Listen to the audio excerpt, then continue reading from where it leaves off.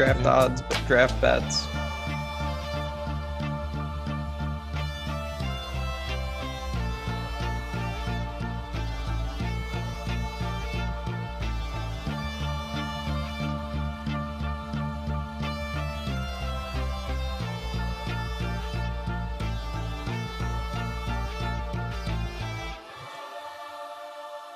What is up, everybody? Happy Thursday to you all. It is the NFL draft. We've got a lot going on the show today. Welcome to the Tip-Off, the show that sets the stage for all the most important news, daily fantasy plays, and bets on tonight's 6-game NBA slate, 4-game MLB slate, and of course, the 2021 NFL draft. I'm your host, Kayla Knierim.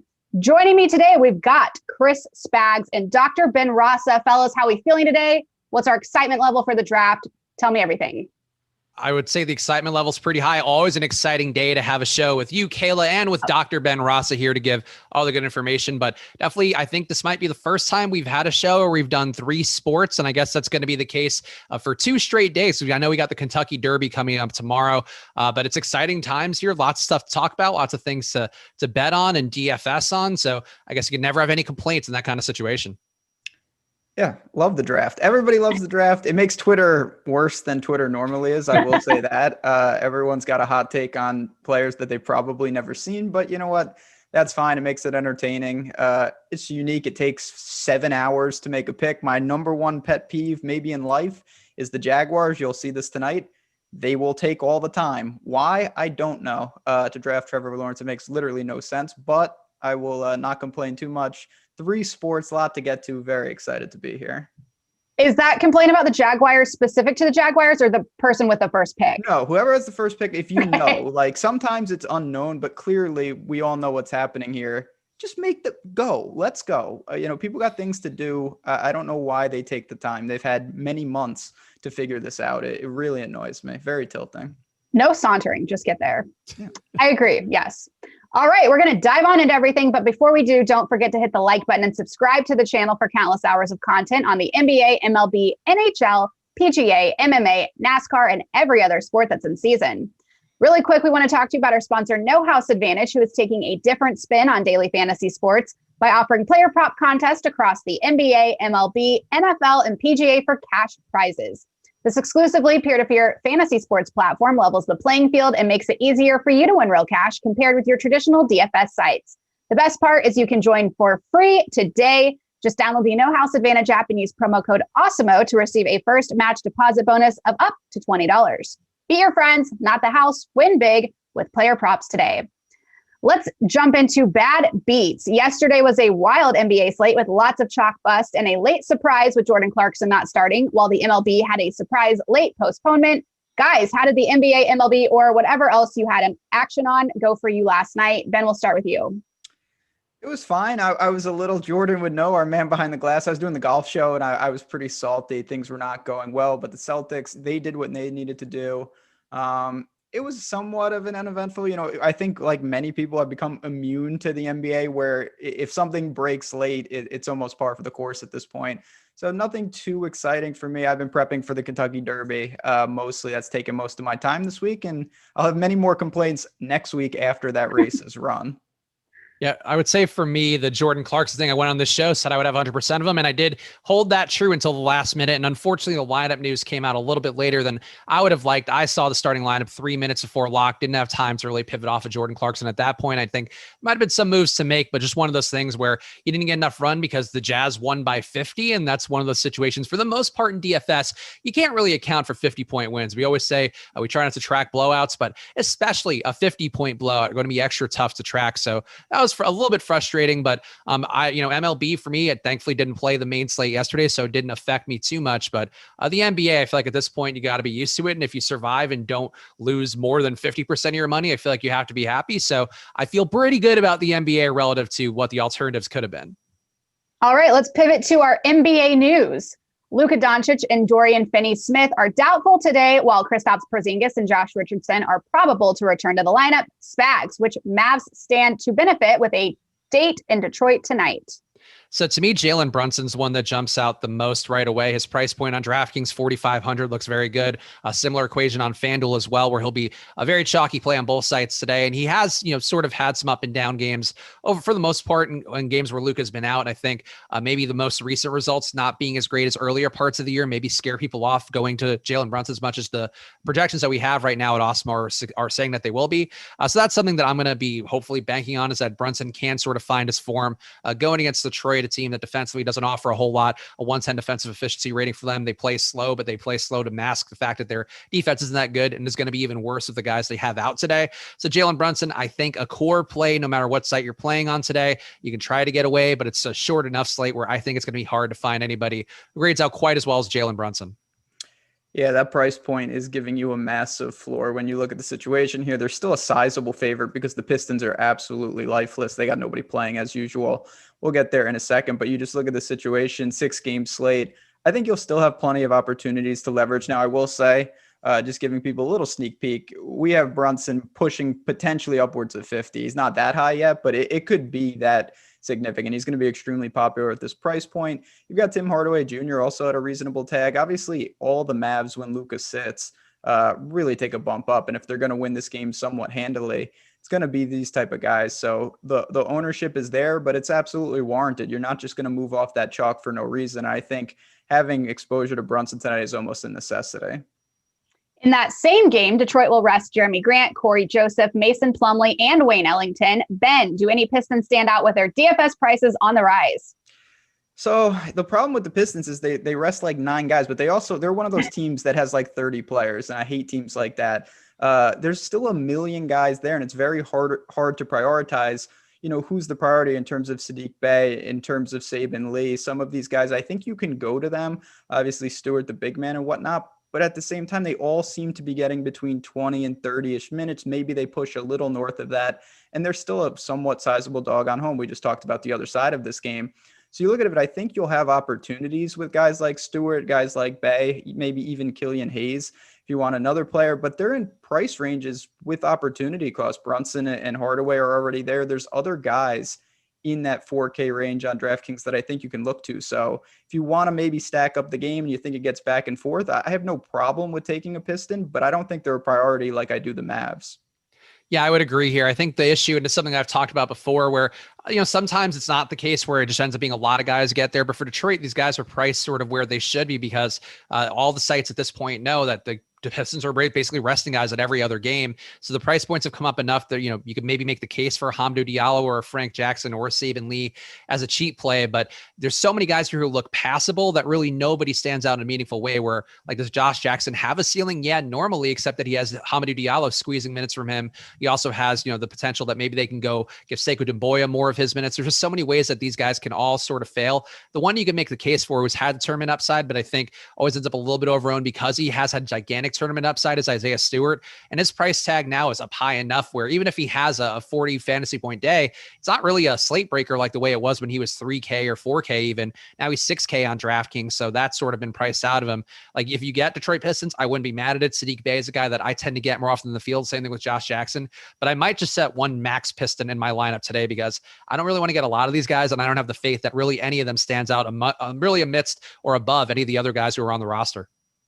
Brooklyn will be without Kyrie Irving and Bruce Brown, in addition to the still out Chris Chiozza, Nick Claxton, and James Harden. Spags, which nets are priority plays in a high total game at Indiana.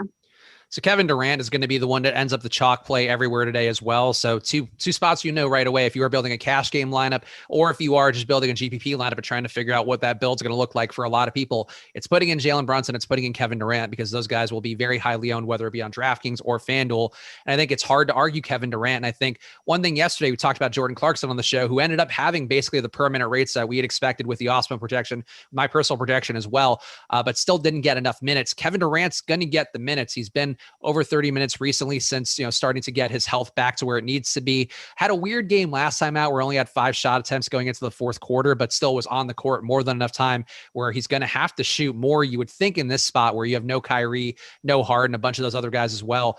So Kevin Durant, to me, I think I have a lot of confidence in, and it's a little early to say it, but I think he's my 100% play of the day as well. And Mike James would be the guy I'd also point to real fast. His numbers have been starting to come up, had a great fourth quarter last time for the Nets. He's also a point guard. It's not the same Mike James from about 10 years ago, in case anybody's confused. The younger Mike James who's been playing in Europe, but a guy who has been a pretty good producer in his limited sample size so far for the Nets, has about a 30% assist rate for himself on the year. He's going to have to be called into action, you would think, though. Tyler Johnson maybe messes that up a little bit, but I think Kevin Durant's a priority, and getting maybe one, I would say maybe a minimum one, of getting Mike James or Tyler Johnson to be the move for me.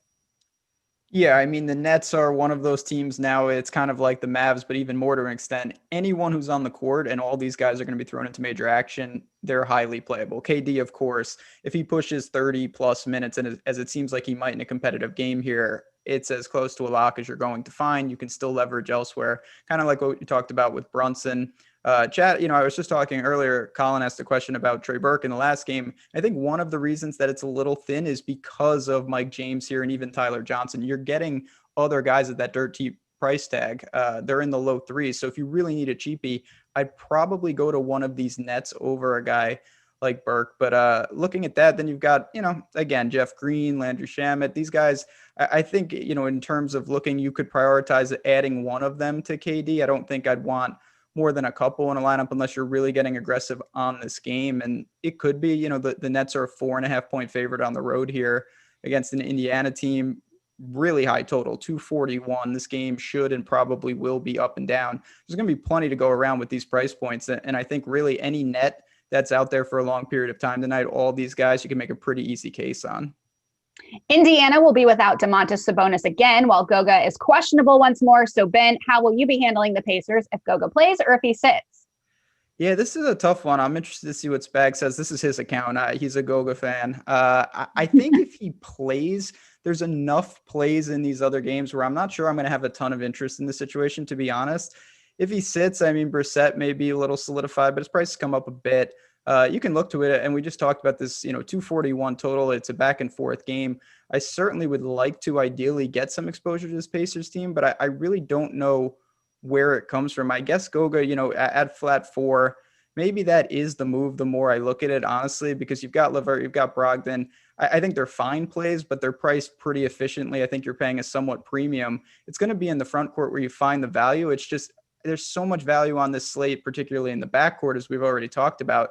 I don't even know if you'll need to pay down here if you don't want to. I think Malcolm Brogdon still benefits either way. He has been a guy who gets the biggest rate increase. In court time without Sabonis, gets more usage, gets more assist upside, I think. Also rebounds a little bit more in a way that's meaningful for him, because that is something we talk about a lot with Russell Westbrook, where adding rebounds into a guy who's getting a good amount of points and a good amount of assists normally is going to what makes him a triple-double threat every night, but also just gives him more of a fantasy floor and a fantasy ceiling. And I think that's important to note. If Goga does end up out again, Brogdon's rebounding has really been there. And I think even if Goga's in, I like Goga. I do think, as Ben mentioned, I've been very much on I hope Goga could play here with Sabonis out, and unfortunately he's missed all these games, and it's tough to expect Goga to play a lot of minutes. Osmo has been for 23 right now. I think he's still a very viable play at 4K on DraftKings with those 23 minutes. The issue for me is now, because of Steven Adams, who we're going to talk about in a second, the fact that he's not likely to play today after missing yesterday's game or leaving yesterday's game with a toe issue. Willy Hernangomez, to me, looks like a better play overall. I have him projected for more minutes, have him projected for a regular or a higher fantasy point projection as well, so higher median projection. I think all those things to me make Willy Hernangomez seem like the guy I would get more as a core play. And Goga still lurks, but the issue is on DraftKings, and you have some opportunity costs where if you end up playing Goga and Willy Hernangomez, and then Nikola Jokic has an outlier day, and which he's on the cusp of every single night now, I think that would give me some concern. So it's either a Goga or a Willy slate plus one other center, I think, but I would right now favor Willy Hernangomez a little bit more of a Goga. Kelly Oubre is doubtful to play today versus Minnesota, while Kent Bazemore is expected to return and start after being in health protocols. So Spags, does Bazemore or any other Warrior take a big step forward to no Oubre tonight? Bazemore, once again, looks like a pretty solid play, and he was in the health protocols for a time period that would seemingly indicate that he didn't actually have COVID. As I think we talked about on some of these shows, and it's hard because the NBA, because of HIPAA laws and all that stuff, where if a player doesn't admit they have COVID, they can't actually say it. But when the guy gets rolled out for 10 to 14 days for the health protocols, that does mean that he had COVID, whereas Bazemore having a shorter time frame usually means that he had either a false positive test or was a close contact situation. So you can hopefully assume here, I know people may be spooked by Kevin Porter Jr., who had a similar situation, but he didn't have COVID, kind of came back, played poorly. It's not really a reflection on the situation as much as it is just that guy got unlucky in that day. I think that's the case for Kent Bazemore here, where he can be unlucky today, but he's 3,900 on DK. The minutes for him look pretty secure. Osmo giving him 31 today with Oubre not expected to play. I think he does seem like a very solid value play on a day where there are a lot of very solid value plays. So your mileage may vary on which one gets there. I also think Steph Curry gets more appealing as well. This is a very good spot for him going against Minnesota. They have 39% shooting from deep. And last week, Ben went against Steph Curry in one of the prop bets and ended up being the right move. Denver clamps out on three-pointer shooters pretty well. It's the exact opposite for Minnesota, where they basically will let him get whatever he wants. And I think without Oubre in there taking a little bit more usage than Bazemore does, I think Steph Curry would also be a beneficiary that people will play either way, but I think people don't realize that it actually does correlate that Steph had all these monster games and Oubre was out. Yeah, I mean, Steph is someone, and you're getting, I mean, there's so much value, you probably can play both, but if you want to pay up more and maybe leverage against someone like KD, if you think Steph really gets loose tonight, that could be a different lineup construction that you can go to. But Bazemore makes a lot of sense. Just going over to OddChopper for a second, oddchopper.awesemo.com, just because sometimes I do like to look at this just to see what are the books saying in terms of visualizing where this production could come from. Points, rebounds, assists for a guy like Bazemore, the line is 20.5. And it looks like straight toss up. That's a pretty good floor if you think he comes in around that, total. And then obviously he has some upside with peripherals and some of the other ways that you can rack up DFS points. So I do feel pretty good about that. This is another, naturally, anyone who plays the Warriors, it's a pace up spot, and it's a good game in general. The Timberwolves are just a joke. 4.5 point home dogs. It's actually kind of an intriguing line. I may get in trouble when we talk about the dogs later in the show, but I definitely think you have at least two Warriors there that you can go to. I don't know if I want to say Wiggins is sneaky, but I think that might just be dumb, to be honest. Probably think the wise move is just stick to Steph and Bazemore for salary relief. I would just chime in real fast on Wiggins. I'm not going to do our pal Eric loves to usually add more and then get himself some extra camera time in the process. I will just say, for the sake of making Ben feel better himself, that Wiggins, I think, looks like a pretty solid play too. And it's crazy because he's 7K now, but he has actually been playing pretty well overall. The rates for him are starting to take a jump upwards. The minutes have been there for him, projected for 36 from Osmo today. So yeah, Wiggins, a guy that I think benefits, a little bit more of the refracted sunlight way from Oubre being out, but he just is a play that maybe people are sleeping on too, that the minutes get more secure and the upside gets a little more secure as well. Spags, awfully bold of you to explain HIPAA to us with Dr. Rasa on the show today. Yeah, wow. Yeah, who do you think you're talking to, man? I'm all well, I figured I would save because Ben has to talk about the stuff all day. For him, it's work. For me, it's just joy for my amateur medicine career that I've been dabbling in for years. All right. Steven Adams is expected out today, a situation that led to Willie Hernangomez start last time he sat for New Orleans. Ben, is Willie a core play today with a matchup versus OKC? I think he is. Spags kind of alluded to this earlier. Everything looks pretty secure. And if his minutes push to the upper 20s, even low 30s, stay out of foul trouble, he should absolutely crush this price tag. You look at the situation against that front court, he really should have his way. So this is one of it's such a crazy slate. I know Chad is kind of talking about this. There is so much value out there and there's not a ton to pay up for, but you also want to be cognizant of exactly, if everyone's going to click in KD and everyone's going to click in Brunson, you take a couple other value plays, you're probably going to get funneled to Steph sometimes just because you need to spend somewhere. So you want to just keep that in mind when you're building and think what are ways to be unique. Maybe it's one of the big centers in terms of Towns or Jokic, but I do think Hernangomez is in a fantastic spot here. He's probably on the short list in terms of with Brunson as the value play that I feel most confident about on the entire slate. Yeah, I'm with Ben here. I think that Willie Hernangomez, a track record sort of speaks for itself. Whenever he's got minutes anywhere, he's produced pretty well. On the year, 1.09 fantasy point per minute guy. I don't see that being a much different situation today going against Oklahoma City team that really has nobody at this point who's putting in full effort, I guess, besides Lou Dort when he plays and some of Baisley, but those guys aren't, stoppers of a guy like what Hernangomez does, even though Dort certainly can defend the wings well. It's not going to really affect Willie in any way. So I think Willie Hernangomez to me is the most secure value play, the one that Ownership wise, I'm a little surprised he's not higher right now. Maybe that does come up a bit as the day goes on, but only 35% ownership expected on DraftKings, which is certainly, a decent number, but not as big of a number as you might expect for a guy who just had a great game in this exact same situation a couple of days ago. So Willy Hernangomez, the one risk I could say that is there is that Jackson Hayes is still going to get minutes. Last time against the Clippers, Jackson Hayes, I think, had foul trouble right away and was also inefficient or really ineffective in that time period. I think didn't have a single stat in that first run that he had, in addition to having the foul issues. If he does play better, there's a pathway for him to steal minutes from Willy Hernangomez, because Hernangomez is a scrap heap guy who they claimed, whereas Jackson Hayes is the guy that actually invested draft capital in. That's the one thing to watch out for, but it's not a big enough thing for, for me to have concern about. And the minutes as well, comparing him to Goga. Osmo has him in for 29 minutes as Willy Hernangomez in for 29, Goga in for 23. Even if both guys are going to produce similarly, you have to give the benefits of Hernangomez just getting more secure run. Okay, that'll do it for our NBA news. Don't forget to get access to all the great Awesemo Plus tools and content for nearly every DFS sport out there with an Awesemo Plus weekly pass for just $29.95. This includes full access to all the premium content and tools on Awesemo.com, including player projections, ownership projections, our premium Slack channel, lineup builder, and so much more. Only looking to play NBA DFS? Then sign up now for Awesemo Plus NBA weekly package for only $16.95. Or our $4.95 NBA Weekly Express package, which gives you full Awesemo Plus access to NBA Showdown and single game contests. Stop guessing, start winning. Join Awesemo Plus today. All right, we're going to get to the draft. Before we do, poor Eric, not even on the show today, still getting roasted in the chat. I don't know what happened yesterday, but your mom jokes, it was like, that's what Eric turned into. It was all about jokes about Eric. And my favorite one today was that he's watching or at Disney on Ice. I don't know where this comes from, but they're just really good. Eric told me last night people out there. that he was going to Vegas. Eric told me last night after the golf show that he was going to Vegas for the Kentucky Derby, but I don't know if that's fake news or he was just trying to sound like a baller. I don't know. So we'll have to keep chat updated on his escapades if he did on Monday. So definitely not Disney on Ice.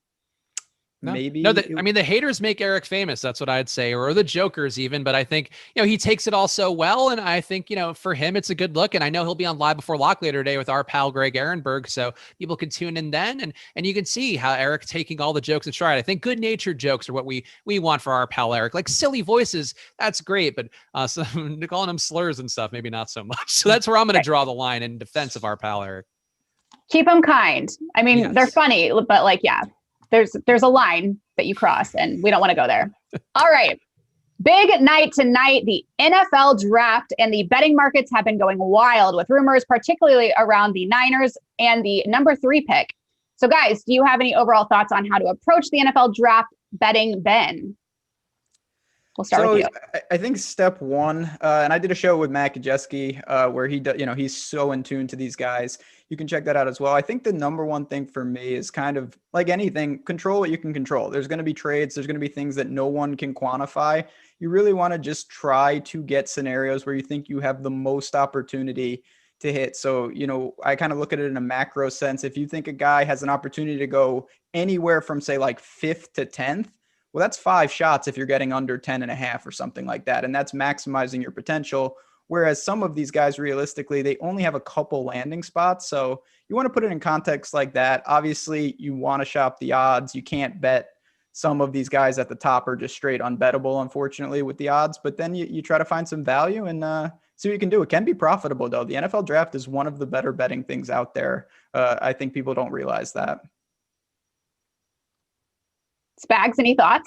That was one that was just for Ben. I don't know how to bet this. Okay. I'm not in a legal betting state. I've never bet the draft. I mean, I certainly have some leans for the players that we're going to talk about here, but in terms of betting on it, honestly, my concern would be for anybody out there. And I know with the DK Sportsbook, which I was looking at before the show, they only have the top 3 picks on there. And I know that there's some books out there that have odds up to the 6th round, the 7th round. Like, I would try to avoid those bets for the most part, unless you have a very strong lean or a guy or even, your local beat reporters mentioned something about a guy.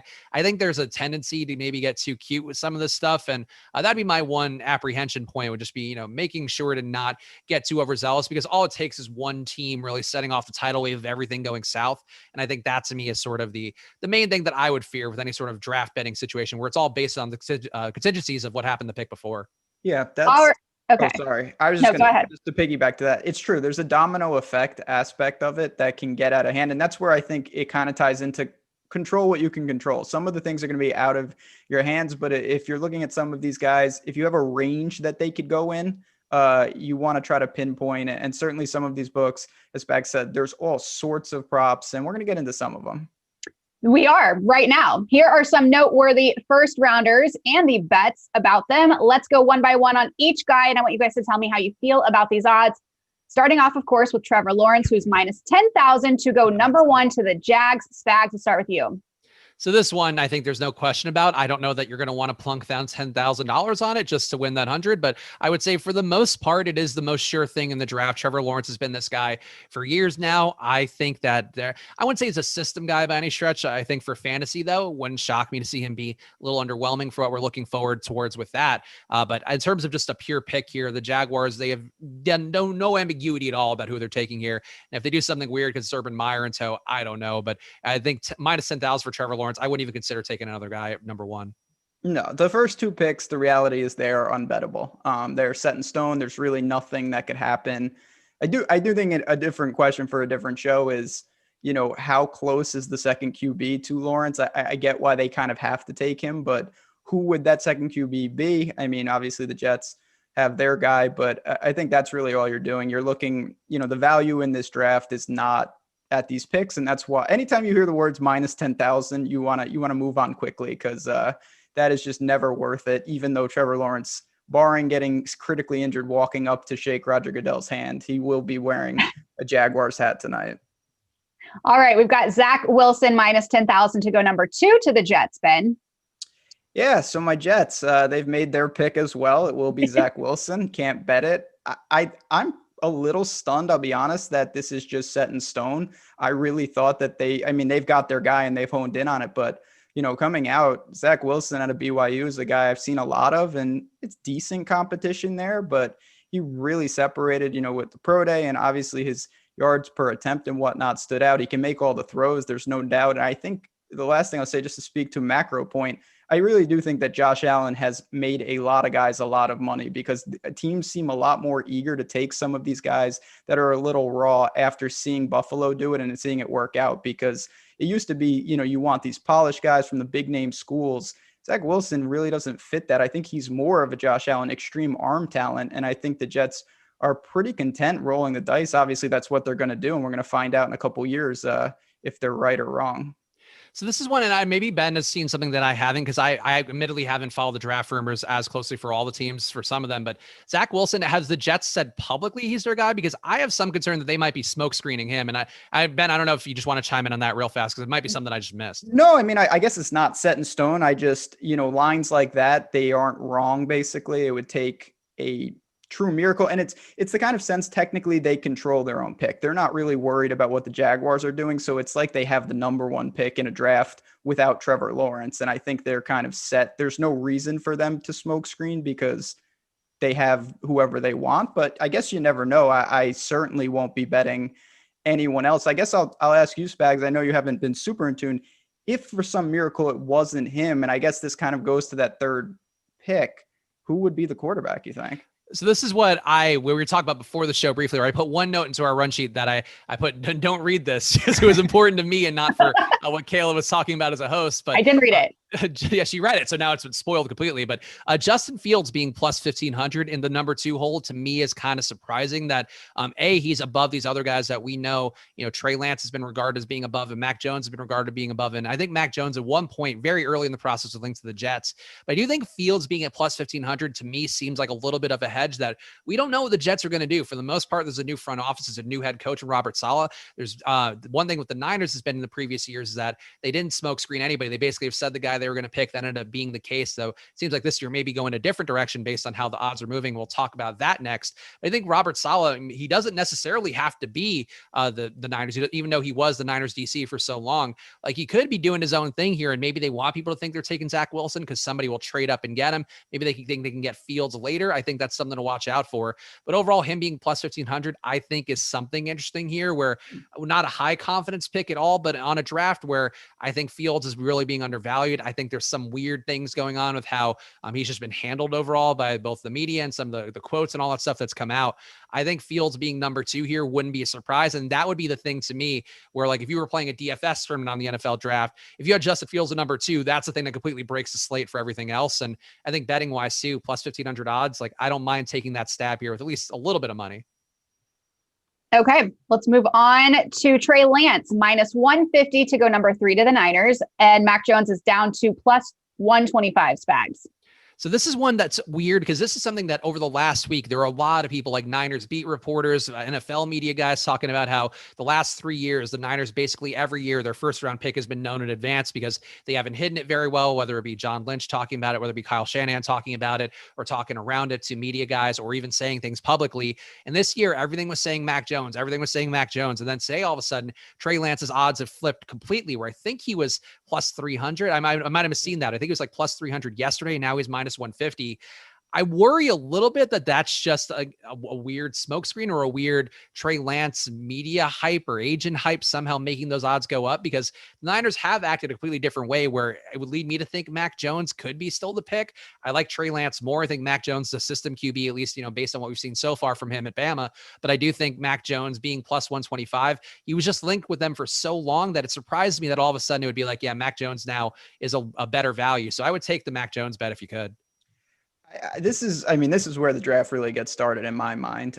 This is a totally wide open pick. I'm a little surprised. Most teams, when they really trade up to this level, you have a guy in mind and you kind of know what you're doing. And it seems almost like maybe the Niners do know that, and they're, throwing a smokescreen, as Specs talked about a little already. I thought it was going to be Mac Jones. I didn't think that Trey Lance should be in the discussion. I'm not a fan. North Dakota State is a juggernaut, but it's FCS. He's in a run-heavy offense, and he hasn't played. They did not play last year, so he got a scrimmage in against Central Arkansas. I really don't see it. If it was me and this is not going to happen, I would take Justin Fields in a heartbeat. I would run to put that pick in. I don't think the Niners are going to do that. You miss Trey Lance. If you think it's going to be Trey Lance, I think you have to pass at this point. The time to do it was yesterday. The only bet in my mind would be Mac Jones if you think it's going to be him. I personally, at this point, don't. I think they are going to end up taking Lance. So I'm going to lay off it, but the value's really been sucked out of the prop. This is where something crazy could happen, though. All right. Now we look at Kyle Pitts, minus 400 to be the first non-QB drafted, Ben. Yeah, I think it's not in the Zach Wilson, Trevor Lawrence bucket of certain. This is just probable, I would say, but it looks like Atlanta is just going to take best available at 4. And a lot of people think that Kyle Pitts is, by far the best available in this draft. He just doesn't play QB, of course, and he's just a freak athlete. People love this guy. I think that's going to happen, Spags. I mean, it's a decent fit, I guess. I don't think it's perfect, but when you have a guy who could be a game changer to this level, it just feels like Atlanta picks him and moves on. I guess the one way it could get disrupted is if somebody takes Penei Sewell early and I guess a tackle. And that's the one concern that I would have. Kyle Pitts on a talent level, to me, I mean, I think you can make the case taking him above a few QBs who are going to go very highly too, talent wise. I know Mel Kiper said, and it's, Mel Kiper's grading, I think you can sort of nickel and dime if you want, but the guy's been doing it for 40 years. This is the best tight end he's graded in 38 years. Like, that's outrageous stuff to be saying for a guy coming in. So I love Kyle Pitts. I think he should be the first non-QB drafted. I don't think I would want to take the odds here though. Like, I don't want to bet a minus 400 pick on the draft because I think the draft is all about the volatility and trying to embrace some of these longer odds plays that you can get some sort of upside on. But Pitts, I think, very likely to do it there. But there are some pathways here where something that Ben, I know, talks about a lot, where it feels to me a little bit more like a parlay. Where what if the Falcons put out some stuff today about how they tried to trade the pick, and it was basically like a Hail Mary they put out through Diana Rossini, I think is her name, from ESPN, saying like, hey, like, we're open for business if anybody wants to trade for this pick. So that's the one way maybe it gets weird, because I think Atlanta will take Kyle Pitts if they're there, but they would like to move out, and maybe you get that tackle or somebody else early. That's the one way it gets weird, but I just think it's not a great bet to take. Kyle Pitts, though, very deserving of being the high odds guy. All right. Next, we've got Jamar Chase, minus 1,000 to be the first wide receiver drafted, Spags. So this is one I don't like. And I think this is one news item I've seen talked about in a lot of the podcasts I was listening to. I think the Ringer NFL show with Warren Sharp was talking about it a little bit this week too. A lot of teams are sort of afraid of taking these guys who took a year off, or not even afraid of. They think these guys don't have the heart for football. And we know that's an NFL coach thing where it's like, oh, this guy doesn't love football. God, it doesn't matter if he's talented or not. He doesn't love the game. And Jamar Chase not playing last year basically means that he was building up to this day. And I don't think that's a bad thing, but I know NFL coaches and how they think they could view it as a bad thing. Whereas Jalen Waddle, it was either Waddle or Smith, but one of these guys, played through like a broken ankle, or not a broken ankle, a sprained ankle. And they're like, oh, this guy's a gamer. He goes. And I think that's really what you're getting with either Waddle or Devonta Smith. I think Devonta Smith, based on how I view it, I think he's the most talented guy out of this grouping here. I guess, assuming Jamar Chase has maybe regressed a little bit, not playing a year. So Devonta Smith would be the one I'm intrigued by at plus 1,000, but I just wouldn't take the Jamar Chase bet. Minus 1,000, very steep odds. I'm sure there's very good reason for it, but I think there's been enough whispers about teams being down a little bit more because they can't see these guys in person. It's been a different experience for them that they're going to maybe nickel and dime Jamar Chase, where I think he ends up maybe a steal for somebody after 10. Ooh, that's a hot take. I like that because it's going to be very interesting. Basically, to me, there are 3 players for 2 spots, and one of them is Kyle Pitts. So really, to me, you've got Penny Sewell and Jamar Chase possibly going to the Bengals at 5. To me, I think they're going to take Sewell, honestly, and I like that number. One of my favorite bets tonight, actually. You're getting some plus money. Waddle's my favorite receiver. He broke his ankle, and then he returned late in the year. He's a gadget guy. He's an absolute burner. Obviously, Smith has the pedigree. He won the Heisman. Chase, I have no problem. I think pretty confidently he is going to be the first wide receiver off the board. I think the harder question is where that is. And I think Spags brings up an interesting point. If he doesn't go in that top 5, if he doesn't go 5, he could drop and someone could trade up to try to snag him. So that's one of the many intrigues for the wide receivers tonight. And finally, Justin Fields over under 7.5 pick, Ben. So much drama surrounding Justin. This is by far the hardest guy. I think someone could go and get him. I honestly, if the Patriots somehow finagle their way and get him, I might have to not be on the show tomorrow. I will be devastated. I will be so upset if they do that. This is the guy. I think he has the potential big range of outcomes. We've seen it, of course. Aaron Rodgers is in the news today, so it's easy to use him as the poster boy for this, where he could have went first overall and then he dropped all the way down. I think Fields could be that guy here. Someone's going to snag him if it does go with Lance 3, but I think that's probably a pretty fair number. I'm going to take the under if I had to. I think at 6 or 7, someone will either grab him or trade up if they've got him targeted. So I think he still goes quickly, but true wild card of the draft. I want to take the under on 7.5 because I think he just deserves to go higher than that. And I think that's really guiding my principle here where, looking through the numbers, and I did, I downloaded the whole PFF data chart that they have for the rookies and went through it and, analyzed it the way that I would for the NFL. And Justin Fields to me just jumps out in every category based on the things that I talk about. Like, people may recall if you've been following Osmo for years, I was very early on Josh Allen. One of the things I'm proudest of because I was like, this guy throws a deep ball at a rate that nobody else in the league is throwing right now. And that was as a rookie. And he also had the rushing upside. And that's just Justin Fields. He's more accurate by a wide margin than Josh Allen was coming into the league. So he, to me, deserves to be easy a top 5 pick. I think he probably deserves to go above Zach Wilson and above Mac Jones and above Trey Lance. So I would try to bet on the talent here and bet upon the fact that, honestly, some of the media reports about Justin Fields, maybe those are teams trying to get him to get knocked down a little. So maybe he does fall to the Patriots at 15 or whatever other teams there who are a little bit lower and maybe wanted to get him. There's a lot of weird things that have gone on with Justin Fields where I just don't get it relative to what I'm seeing numbers wise, where he's mobile, he throws deep. He's also incredibly accurate in a way that you wouldn't expect. I think you could sort of maybe talk ill of his approach or whatever, as some of the reports have about him not being the last guy in, first guy to leave for practice. But I just don't care about that. I think on the pure numbers level, he's done it on a big stage. He's been better than Zach Wilson is number wise and done it against better competition. He should be above the 7.5 pick or whatever the odds are for that. All right. Great insight from you both. Before we move on really quickly, Ben, do you have any idea what the Chiefs might be doing in the second round with the 58th pick? Yes, that's right on the tip of my tongue. No, obviously, you know what the Chiefs do great, though? They just react. They will find someone that fits in, just like they did with Edwards-Helaire, which in hindsight, they probably should have took a lineman so they could have protected Mahomes in the Super Bowl. But yeah, I think they're one of the many teams that have embarrassment of riches, so they'll be just fine. Don't you worry. In Brett Veach, we trust. Yeah. They know what they're doing, unlike most teams. Love it.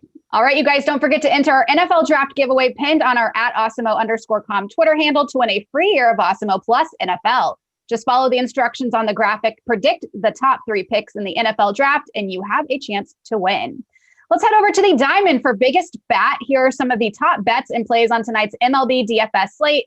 Which of these top 5 odds getters on OddsShopper do you guys think is the best overall bet to hit a home run tonight? We've got McMahon plus 300, Acuna plus 315, Garcia plus 333, Trevor Story plus 340, Corey Seager plus 340. Ben, we'll start with you. So I'm going to go with Trevor Story of the Rockies here. I know they're not playing in Coors, but I still look at this game. It's a decent, situation for them, against the Diamondbacks here. They're a slight dog, but the over-under is healthy at 9. This is kind of like, I'm going to go with the Spags NFL draft routine. Certainly not tuned into what the hell's been going on in the NL West, but I'm going to go with Trevor Story on a hunch tonight. So I'm baffled by the Ryan McMahon odds. Like, I don't get why he's the Mike Trout of today going against Luke Weaver, who for the most part has sort of mitigated damage pretty well. I think been a little bit worse over the 2020 sample size with the 4.5% on run rate, but he's not like a trash can by any perspective at all. So I don't get that. I know it's a hot day in Arizona. The roof will be open. So that's part of what's driving some of the hitter value here. I think Trevor Story, I agree, has a better odd or better chance here of getting there. I just don't think you're getting a lot of discount there for Ryan McMahon being the favorite by a wide margin.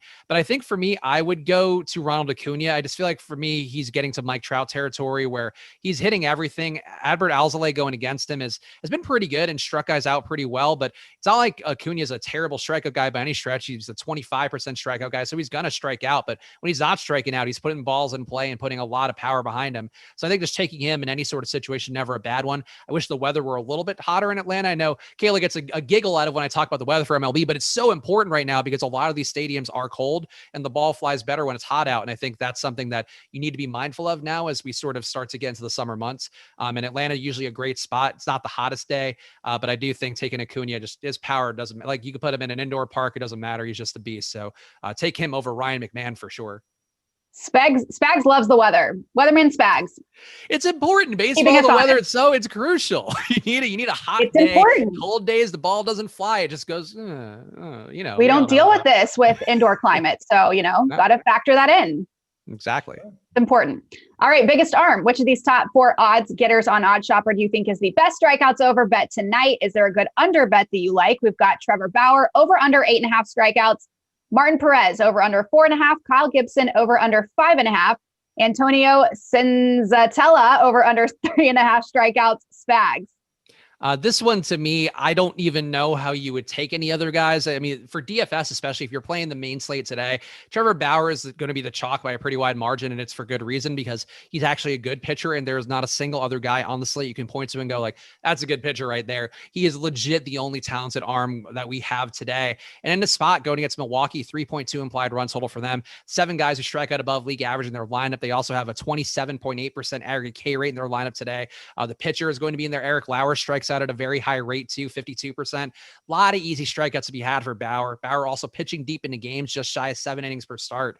It's a really good situation for Bauer. And these other guys, maybe they hit the over. I don't know, but like Senzatella, it's baffling to me that I'm sad that Kayla even had to read that name out loud because he's such a garbage pitcher that he shouldn't even have odds, but these pitchers don't even have odds today. So take the guy who has odds and actually has a good arm and go to Trevor Bauer. Yeah, I'm not going to waste time saying anything different. I will piggyback that and go with Trevor Bauer. All right, Ben, save your words because it is time for the Dr. Ben Rasa prop bet of the day. Dr. Ben, you are up to 14-4 after you took an under on a Steph Curry 3-pointers prop and somehow survived. How many more wins before the return of the doctor's coat, Benjamin? If we get a couple more in a row, and if chat, I'm going to ask for some likes because that Steph Curry one we had to sweat out. Let's pump up the likes here, and I will bring the lab coat back. Maybe tomorrow, maybe next week if we get on a run here. Oh, Kayla's boycotting until you bring the coat back. I guess I won't. Maybe not. That was a bad omen with the lab coat. But you know what? It's one of those things with these props. You want to find the value. We've been doing that. We're going to continue to do that. Oh, here you are. Oh, no. Gone again. Fake news. There is no way I will be reading your next line, Spags. So that's not going to happen. I can get into my. Kayla's invisibility cloak has been lifted. Go ahead, Kayla. We'll try this really quickly. Dr. Ben, you've got a busy few days of betting ahead with you with the NFL Draft, Kentucky Derby, and all of your usual. Oh, the mic too is cutting out. So that's a USB thing now. Now we know. We've pinpointed it. No, we might have already. Jordan might have already known.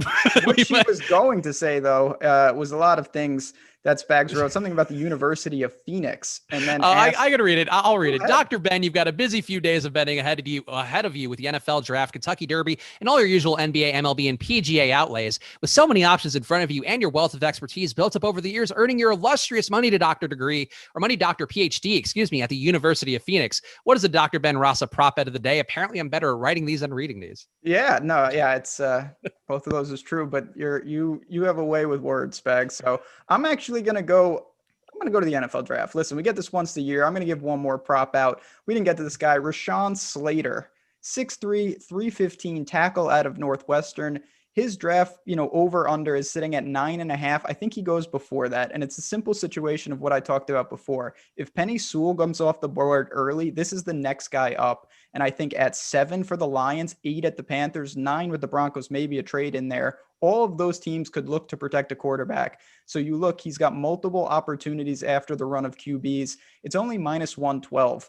So this is one, it's a straight toss up. I think that Rashawn Slater goes very early tonight, particularly probably between 7, 8, or 9, but I get 3 chances at it for a toss up. I feel very good about that. I'll roll the dice.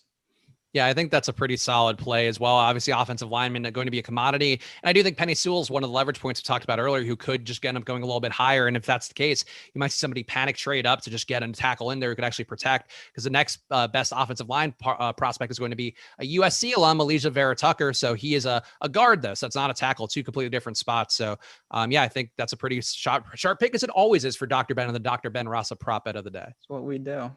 Absolutely. Of course, Welcome that back, happened Kayla. in the most important part of the show.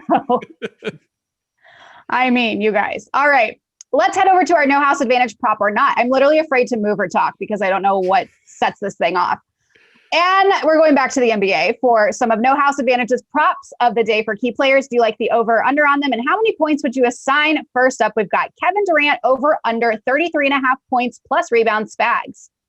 So I think this one is really one of the obvious prop bets. And I think today there are a couple of very obvious plays on no house advantage. And this one for Kevin Durant, I think is probably your 9 or 10 pointer, maybe an 8 pointer if you want to try to get different for a GPP or, the GPP format on no house advantage, where you're ranking your props from 10 to 1 there and levels of confidence. And this Kevin Durant one, I think for a lot of people will be a 9 or 10 pointer because Osmo has it today. An 86% chance of hitting the over. We talked about him earlier in the show. He just has to do more here. He's going to have to rebound and score points, especially with no Kyrie Irving, with no James Harden out there. So the spot for Kevin Durant, you could take the points plus assists, you could take points plus rebounds plus assists, but either way, taking one of these Kevin Durant overs is going to be the move you have to make today on no house advantage. Yeah, I think it's just, you're talking about small edges in terms of, is he 10, 9, or 8? You have to go over here and you got to put it towards the top. It's just a situation with personnel that the Nets have to rely on him in a competitive game. So one of the easier choices on the day. We've got Kevin Porter Jr. over under 6.5 assists, Ben. So this is another one that Awesemo really likes the over, and I leaned over, but it's always nice. Does he lean to the over or the under? Let me see here. No, he's over. He's the top over on the night. Yeah, that's right. This is one, and when I looked at it, I bet a Kevin Porter Jr. prop the other day, and it's a guy that I really have trouble getting right, but it's always nice when you look at these projections to get confirmation. If you have a lean and you see where Awesemo is leaning, obviously it's good to see it check out. So this is one I don't like nearly as much as Kevin Durant, as we just talked about, but it's one worth considering, particularly towards the top. He's had a 33% assist rate in court time without all the usual backcourt suspects for Houston that would take production away, guys like John Wall and guys like Eric Gordon. And that to me is what you're looking at here, where if you give him a 33% assist rate, I have him having 10 assists today. So that's a pretty big over there for how I'm viewing it. And I think Osmo's numbers are going to be very similar as well. He has it being the top graded prop on the board. And I think too, one of these things with Kevin Porter Jr. is, the minutes are going to be there. We saw that last game and he can brick every shot. I mean, that's not going to happen again today, I would think. I'm certainly going to hope, based on how much of him I'll be playing in DFS. But I do think Kevin Porter Jr., he can miss shots. He can still set up Christian Wood. He can still set up Kelly Olynyk. He can still set up really these other guys who are left who can knock down some shots. So a lot of ways for him to get there. This is another over that should be probably a 10 or 9 pointer. And finally, we've got Giannis over under 32.5 points plus assists. Spags. This is one that I don't have the most confidence in. And I think too, I have some vague concerns that maybe these guys are probable on the injury report right now, but they're playing Houston. It's a little bit later in the slate. Wouldn't shock me if we saw, oh, Giannis's knee hurts. He's out today because why play this game really? Because Houston doesn't want to win anyway. So that would be my one concern here. But I think I would skew the over because if Milwaukee does blow out Houston, it has to start somewhere. And that place that it always begins, blowouts begin with the stars for the most part. Obviously, you'll see some guys like the Dante DiVincenzo's of the world or whoever else would obviously just saying the theoretical example or Brooke Lopez. Like those guys are going to have more upside in a blowout spot too, but it really does get initiated by Giannis. He can rebound more. He can maybe get some easy shots at the rim. There's a lot of ways to beat Houston. So I take the over here, but this is more of a mid-tier play on no house advantage, not a 10 or 9 pointer like some of the other ones we just talked about.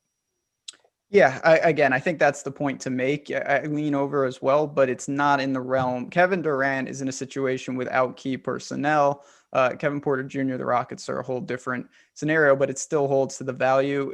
Giannis, yeah, I think it's just a different type of prop that you're evaluating. It doesn't mean that you can't get some value and it can't be on the card. When we're talking about those top ones, it's almost impossible to get more value than the lines that have been adjusted on the market. That's where the value and no house advantage is. They can't adjust the props, but Vegas can. So that's where you want to look to take advantage. And this is not one of those.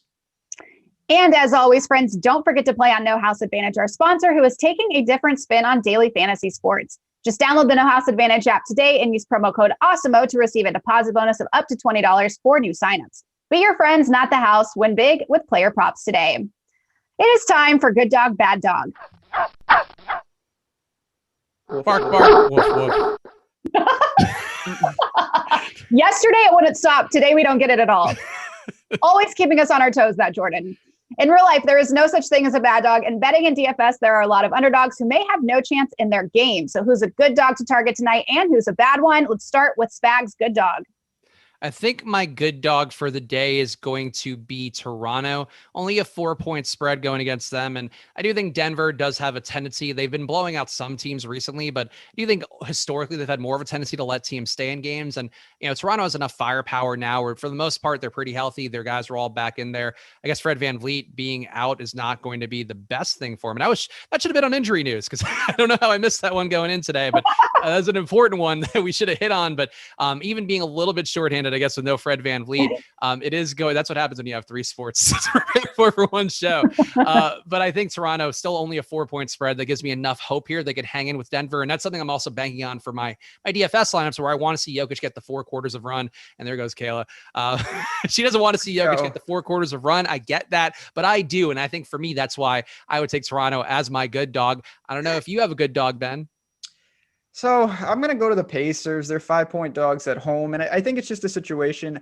I don't mind targeting teams, with Durant and co. It's just a lot of moving parts for the Nets. The talent is there to win a game like this. But obviously, there's just been no continuity. There's guys in and out of that lineup at will. So I think that the Pacers can hang in and possibly win that game tonight. Oh, there we go. And who is your Ben, bad dog? I think the bad dog would be the one that's up next. And I went first, so you should take the bad dog first. Oh, yeah. I forgot we got to snake this. A bad dog. I'm going to go with the Thunder. Sorry. You know what? Kayla's not even here because her camera. So if you hear me ripping them, hopefully it'll black. See, I knew that was coming. So I can time it. I think the Pelicans kind of roll them. They're just done. They had a shocking win against the Celtics. That's not happening even at home. So I'll take New Orleans. I would lay the 9 if I had to. Yeah, this to me was also going to be my bad dog. I guess the one thing I could point to just to throw shade now that Ben has taken the Thunder is that the Thunder are projected for 5.8 more points of their season points per game average, which kind of surprising here. So maybe there is some faint hopes for them. But Oklahoma City would have been my pick. I think given that, I would take the other big underdog at home, being the bad dog. Houston, I don't know how they keep in this game. Maybe Kevin Porter Jr. pays back all the people who believed in him the other day and has an outlier effort, but I don't know that I have the most confidence that Houston can stay in this one against Milwaukee. So 13-point spread, I would still take that. I think Milwaukee wins this one by 20. I am taking this camera straight to Best Buy after the show. I need the Geek Squad stat. All right, make or break. Which player or game currently looks like a make or break spot to you on tonight's slate, Ben? I think from, a DFS standpoint, it's going to be the Mavericks, particularly what you want to do with Brunson. There's so much value out there. Them and the Nets, you've got the KD and Brunson. Do you want to add additional players to them? I think that's going to determine a lot tonight. I know for me personally, the NFL draft will make or break. I'll have a lot to report on that tomorrow, seeing how that goes. But I think all the value is what determines how you do in DFS tonight. Yeah, I would say for NBA DFS, I would say that Kevin Durant and the Nets in general, Mike James in particular, a guy that I'm going to be very heavy on tonight. I just think there's a reason he joined the Nets. There's a reason why he was getting meaningful minutes last game, and I think it's because Kyrie and Kevin Durant and maybe Harden too. I think they're basically the tribunal that's making all the decisions here and who's going in and out of lineups. And I think no surprise that Mike James is getting a lot of minutes before the next game Kyrie ends up out. I think he gets some meaningful run here. So I think Brooklyn really overall, I agree with Ben. The Mavs also going to be a make or break spot, but the Nets are guys I think I will have an ungodly amount of today. Spags, hit us with your fade of the day. Is there one game, player, or team that you anticipate you'll have a lot less interest in than the rest of the public? I think for me, it's going to be Karl Anthony Towns again. I find it hard to get to him most slates because I think having D'Angelo Russell back in, having Anthony Edwards as well, sort of, he's blossomed a little more into what he's going to be, at least as a rookie. Hopefully he does more in the offseason to make some strides. But, Towns in the spot, I think it's a pretty good matchup, but I really don't have the most faith in him being a better player than Nikola Jokic. I am very much on team Nikola Jokic. And I guess that does make Karl Anthony Towns a viable tournament play, but he's going to be, about 20% owned on DraftKings, 27% owned on Fanduel. I would rather go to Jokic and find the money to get there. And I think that to me is just Towns is a guy I'm just always light on, and that'll be the case again today. Yeah, I'll jump on board with that. When you have that money, you can go get Jokic, and there's just so many other priorities. So you can't have everyone. And that's a game I really have no interest. I always look at it from the betting standpoint. I don't think I'm going to get into this Timberwolves potential trap. Awesome stuff from you both. Thanks to Spags and Dr. Rasa. Thank you all for tuning in. We'll get these camera situations figured out. I'm sure. I'm hopeful. Happy NFL draft. What a perfect way. Classic tip-off bit that we leave there. Signing off for Kayla Knierim and Dr. Ben Rasa. I'm Chris Spags. Also follow me on Twitter. I get to do a plug now. Follow at Chris Spags on Twitter because I'm doing the stream tonight, the draft stream with my pal Peter Overzet, along with a bunch of his friends, guys from Establish the Run, guys from all across the fantasy world. Talk about the NFL draft, so check that out too. But Kayla, any parting words? Oh no. And now we can't. I'm Kayla Knierim. Guys, I'm bye.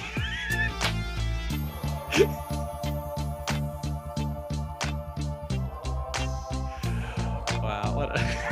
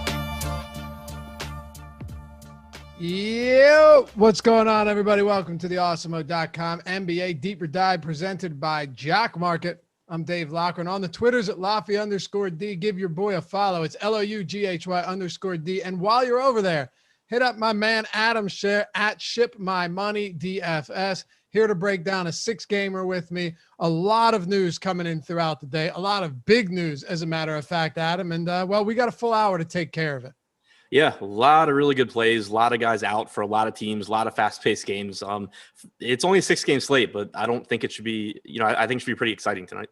I think so too. I'm looking forward to it. Now, I wrote the deep dive for you today. I do it on Thursdays. Take that weight off you for a day, let you recharge your batteries. And, well, as I get through most of it, I even got off to an early start today, feeling great. The Kyrie news dropped. The Doncic news dropped. And then I didn't even have time to update for the Van Vliet news, which came out even later. So those are the 3 biggest pieces that we have today. Doncic doubtful, Kyrie Irving out, and Fred Van Vliet out. But it's not just that. You look at some of these rotations with some of these guys sidelined, we could be looking at like 8-man rotations on more than one team tonight. Yeah, we could have some shortened rotations, and don't sleep on the Kelly Oubre news either. I mean, his presence on the floor just sort of saps Steph Curry of some of his fantasy production powers. So him just, not being on the floor makes Curry better. So yeah, really, really shorthanded or potentially, shorthanded rotations in Brooklyn, Detroit, Dallas, potentially Golden State, potentially. And that's not even talking about, Houston, who, they have like 10 NBA, quote unquote NBA players available. So yeah, it's a lot of value today, a lot of high scoring spots. Should be fun. All right. Yeah. For a moment there, I thought you said Kelly Olynyk. I was like, I missed that one. But no, I might have. If I said Olynyk, I meant Oubre. No, I think you did say Oubre, and I just misheard. Yeah, Olynyk's fine. Oubre's still doubtful, right? So yeah, happy to have you guys with us. We got a good one ahead of us today. Hit that thumbs up. You ready for some good DFS action? We'll dive right into it. Subscribe to the channel as well. We keep moving up, man. We keep doing it. Keep making moves. Hit it if you haven't done so yet. If you hate the channel, you decide you've made the worst decision of your life, you can very simply just unsubscribe and never have to hear from us again. But give us a shot. Give us a chance. Hit subscribe and hit that notification bell so you always know when we go live. All right, let's dive into it. The first question I always ask you before we hit these games one by one is initial thoughts on this slate. We kind of both just gave a little bit of insight on how we're looking at this, but are we in prime position for a stars and scrubs build tonight? Yeah, I mean, the initial lineup I built right before the show just to kind of see how roster construction looked, I pretty easily on DraftKings got to like 3 stars, 2.5 in terms of pricing. But, like I was able to fit Durant, Curry, Giannis, and still love the rest of my team. So it's kind of, there's so much value. There's so many guys that are cheap that it's really, really easy to get pretty much whatever you want. All right. So let's get straight into it. Dallas and Detroit. The Dallas Mavericks are 7.5-point favorites. Still, that line, I'm not sure if you noticed, but with the Doncic doubtful news, the line moved 1 point. That's kind of interesting. Is it Detroit's though? just that bad? That's what I'm saying. Like, I think Detroit's such a bad team, but you would think he would move it at least a little bit more than that. I don't know. It moved from 8.5 to 7.5. Let me pull it up just one more time to make sure I'm not mistaken. If Jalen Brunson was on the Pistons, he'd probably be their best player right now for tonight. Well, would you put him ahead of Josh Jackson? Yeah. But yeah, right. But even so, if that's our comparison, then yeah, they don't have much. Like Isaiah Stewart's played pretty well. And I like what I've seen out of him. We'll talk about him in just a minute. But they're down Jeremy Grant. They're down Corey Joseph. They're down Mason Plumlee. We got a lot of players out tonight. But let's kick it off with the Mavs. So Kristaps Porzingis on Fanduel was already a good play going into this one, like mid 7K price point. Now looking very likely that you're taking Luka Doncic out of the rotation. A rising tide floats all ships, right? So you take him off. Everyone is benefiting to some extent from Luka's absence. And Kristaps Porzingis is going to benefit the most because he is the clear best option on this team. I think we have to start there. DraftKings, he's priced up a little bit higher, but this is someone that from a per minute standpoint, also a 30% usage standpoint without Doncic, and a great rebounder. Doncic also a great rebounder, taking rebounds away from the front court, could make big moves tonight against a very shorthanded Detroit squad. Yeah, it's weird to me too, because it seems like whenever Luka sits, like we've talked about it before, like when Porzingis sits, people flock to Luka for no particular reason. They just do it. But then when Luka sits, people still like find reasons to ignore Porzingis, even though he actually does see a huge bump in fantasy production without Doncic. You know, he's only played 2 games without him this year, but going back to last year, he's played 12 games without Doncic active. He's averaged 1.54 DraftKings points per minute. He has a 30% usage rate. Rebounding percentage is at 18.5% in those games, because like you said, you're taking huge rebounding numbers off the floor from Luka. The only, I guess, question is, how many minutes does Porzingis play? But I assume he's getting his normal like 32 to 34 minutes here, since he is expected to play. So I don't really have too big of a concern there. That's just like, I guess, the one thing that I would potentially point to. But 7,600 on Fanduel is way too cheap. I think 8,700 on DraftKings is also too cheap. The only issue you run into there is he's $200 more expensive than Kevin Durant playing without Irving and without Harden. So that's, of course, kind of a tough sell. But just, on his own, I think Porzingis looks great here. Yeah, and there are a lot of players now in that 8K range on like if you take DraftKings, for example, that are going to be discussed tonight. You have Christian Wood against Milwaukee. We can get into the blowout concerns there. All of that we'll touch on. We got plenty of time with only 6 games today. Kevin Durant at an egregious 8,500. Pascal Siakam now with no Van Vliet. So I think Porzingis is right there in the thick of it with all of those players. And you can make an argument, I think, very, very easily that behind Kevin Durant, Kristaps Porzingis is the best option in that price range.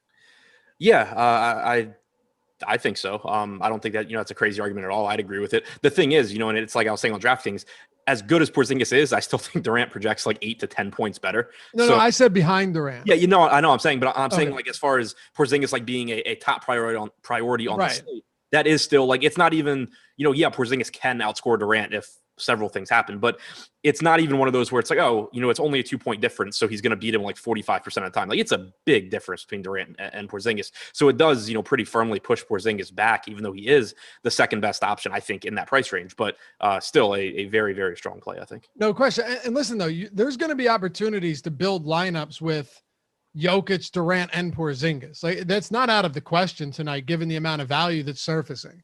Yeah, no question. But I mean, you also have Curry, you also have Giannis. Right. Yeah, of course. If you're talking single, I'm saying if you have 150 lineups, I would assume you're still going to get some Porzingis at 8,700 in a lot of those Durant lineups as well. Maybe not. Yeah, no, I agree. And looking at the boom bust tool also, 18% ownership on DraftKings in our most recent update going to Porzingis, 22% optimal lineup percentage. So, getting, projected to be a little bit under owned and, has a pretty good chance of being in the optimal lineup. Jalen Brunson. Now, you will agree with me before we dive into any of the backcourt that Rick Carlisle is one of the most difficult coaches to try and predict when it comes to how he is going to fill those voided minutes from, key players.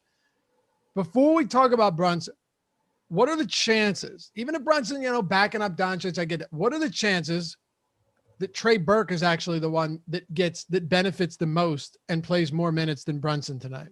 So I'm extremely happy that this is a 7:00 game, because Carlisle would just make this a huge pain in the ass if it wasn't. Normally, I would say the chances are very low, because we've actually seen in situations where you would expect Burke to pick up more minutes, you've seen Carlisle do basically anything he can to avoid giving Burke more minutes, whether it's playing Josh Green, playing other guys that we didn't even know were on the Mavericks until that night. You've seen it happen at various times. But then you look to the most recent game where Trey Burke started in place of Tim Hardaway Jr. and played 31 minutes while Brunson played 23 minutes off the bench. So, it's possible. Can I just say, Trey Burke played 31 minutes through 3 quarters, and they were up by 43 points to start the fourth. He played 31 minutes through 3 quarters. Right, yeah, he played monster minutes. So I don't know. If he starts, Burke clearly becomes one of the better value options. My assumption for now is still that Brunson starts, just because we've seen that be what happens, time and time again, and Brunson obviously is a good player too. So I'm guessing Brunson starts, and if he does, he's one of the best values on the slate. He's averaged 0.9 DraftKings points per minute and 30 minutes per game in his starts or in his games without Doncic and with Porzingis since last year. So he'll look really good. But if Burke does start, then you can just, I think, be a lot more optimistic about his playing time. Like, if Burke comes off the bench, it's risky, because you could get 26 minutes, you could get 18 minutes. More often than not, in these situations, we've seen like 18 to 20 minutes from Burke. So he'd be a lot riskier. But if he starts, I think it's a very good sign for his playing time. Yeah, me too. And I don't know if Carlisle was just trying to crush the soul of the Warriors early on and leave his guys out there because of how well they were playing. Burke played the entire first and the entire third quarter, and he played 7.5 minutes in the second quarter. So yeah, it was a really weird kind of game and rotation all the way around. It really was. But the reason I asked you that is because Brunson right now, and we just got ownership updated like 15 minutes ago. So we're got the most current update, very current. Brunson, 43% projected ownership on DraftKings. 43% is an insane amount of ownership, but it makes sense. On FanDuel, he's coming in around 35%. Trey Burke at point guard is coming in at 3% at 4,200. And on DraftKings, Burke is at 13%. So there's a massive gap in ownership there. I guess you're right. It could change a lot based on the starting lineup. But if Trey Burke doesn't start and Brunson does, what do you think Burke should be owned?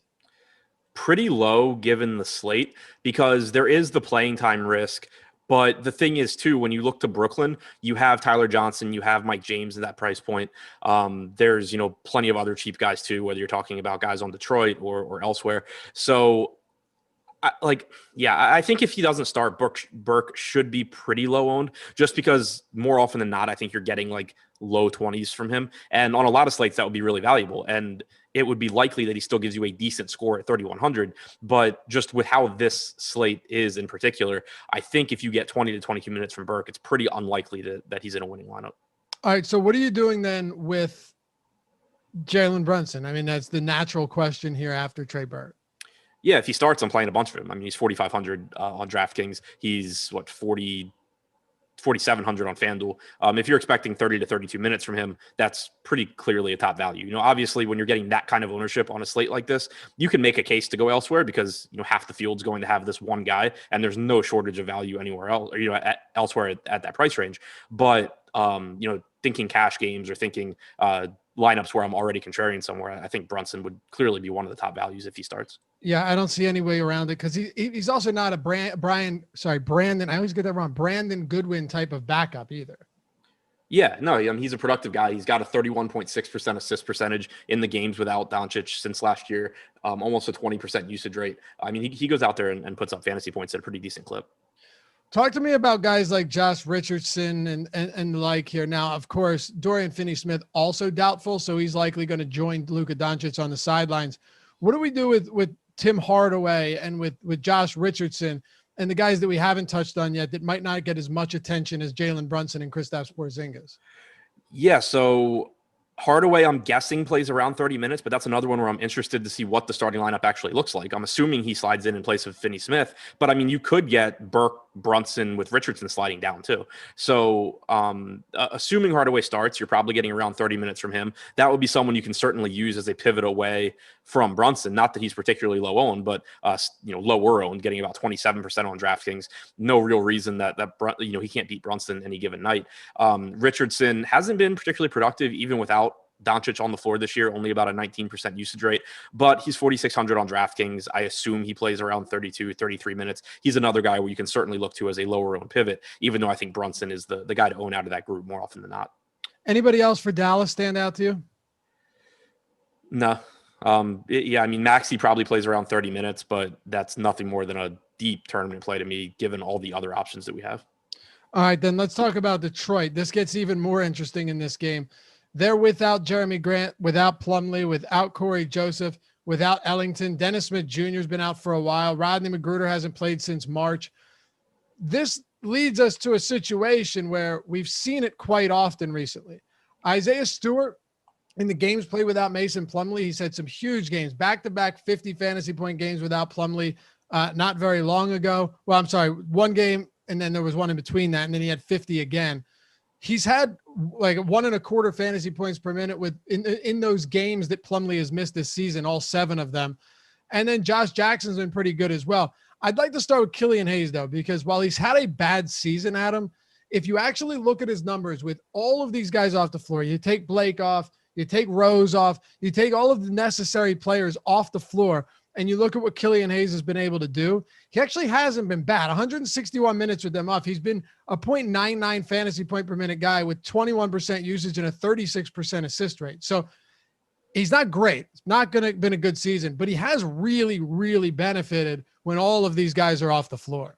Yeah, without a doubt. And you're typically seeing around 30 minutes from him now when he gets these starts. So on one hand, I was kind of surprised, like coming into the day, I knew all these guys were out on Detroit. And so I was kind of surprised that like the Pistons don't look better for me than they do. But it does make sense. They only have 103 point implied total. They're still playing a really slow Dallas team. But looking at the ownership, it seems like we're expecting the field to kind of come to the same conclusion, which means that these guys are actually pretty appealing in tournaments. When you, think about Killian Hayes at 4,400 only being projected for about 11% ownership on a lot of slates, he'd be one of the highest owned guys on the slate. But because you have so many other spots taking attention away from him, that ownership comes down, even though his projection is still good for his salary. He still projects for mid 20s in fantasy points at 4,400. You just kind of have to get a little bit lucky and hope he beats, other guys priced around him. But the ownership disparity, I think, kind of gives you the opportunity to do that. Same goes for guys like Frank Jackson, Isaiah Stewart, relatively low owned as well. He's a little bit more difficult to get to since he is a center and he is priced up a little bit more. But the point remains, when you talk about any of these guys, Frank Jackson, Saban Lee backing him up at 3,100, another guy kind of in that Trey Burke mold if Burke were to come off the bench. These are all guys that are really cheap and on a lot of 6-game slates would be getting tons of ownership, but on this particular one, they're not. And it makes sense why they're not. But the fact remains, like, you're getting good secondary plays that project well that people just aren't going to roster because they don't project quite as well as some other guys. I'm with you. I don't see why Hayes doesn't play 30 to 32 minutes, maybe more than that today, right? He's played 33 minutes, 31 minutes recently in the same situation. Josh Jackson is an easy +1 fantasy point per minute guy here. He's going to play a good amount of minutes. You're right. Are they priority options right now that you need to be plugging into your lineup? No. If you asked me that question earlier today during the strategy show, I think the answer would have looked a lot different, but it shouldn't wipe them off the map either. And that's what you're saying. Yeah, exactly. Anybody else for Detroit? Let's go to the front court and talk a little bit about Isaiah Stewart. He's different across sites because on FanDuel, he's 5,900, but he's power forward eligible, $6,000 on DraftKings.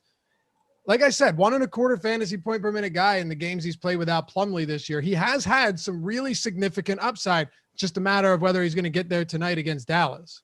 Yeah, he's been really good. He has a 22% rebounding percentage in the games he has started this year as well. He's averaged 28.5 minutes per game, but in some games recently, we've seen him get over 30 minutes. So I think he still has a high ceiling here. The issue that I run into with him is, on FanDuel, of course, it's a little bit easier at power forward, but you still have a actually kind of deep power forward position tonight. On DraftKings, we know the issue pretty much every slate with center, and he's been priced up enough. Like, it's not like earlier in the year where when Plumlee would be ruled out, you were getting a 4K Isaiah Stewart, and it was kind of just like, yeah, just put the guy in your lineup and look elsewhere. There is pretty significant opportunity cost, and he does still project well for his salary, but not, exceptionally well given the context of the slate. So I still think he's a good play. I'm more than happy to get to him. Same goes for Josh Jackson, really, but I don't think they really stand out at their price points like they have in a lot of other games recently. Anybody else from Detroit? Sadiq Bey, I guess, obligatory mention because he's going to play 32 or 33 minutes. But I think for me, it's mostly Killian Hayes and Frank Jackson at their price points. Okay. Let's move on to Brooklyn and Indiana. It doesn't get any easier from here, but that's why we're here doing the deeper dive, breaking it all down for you.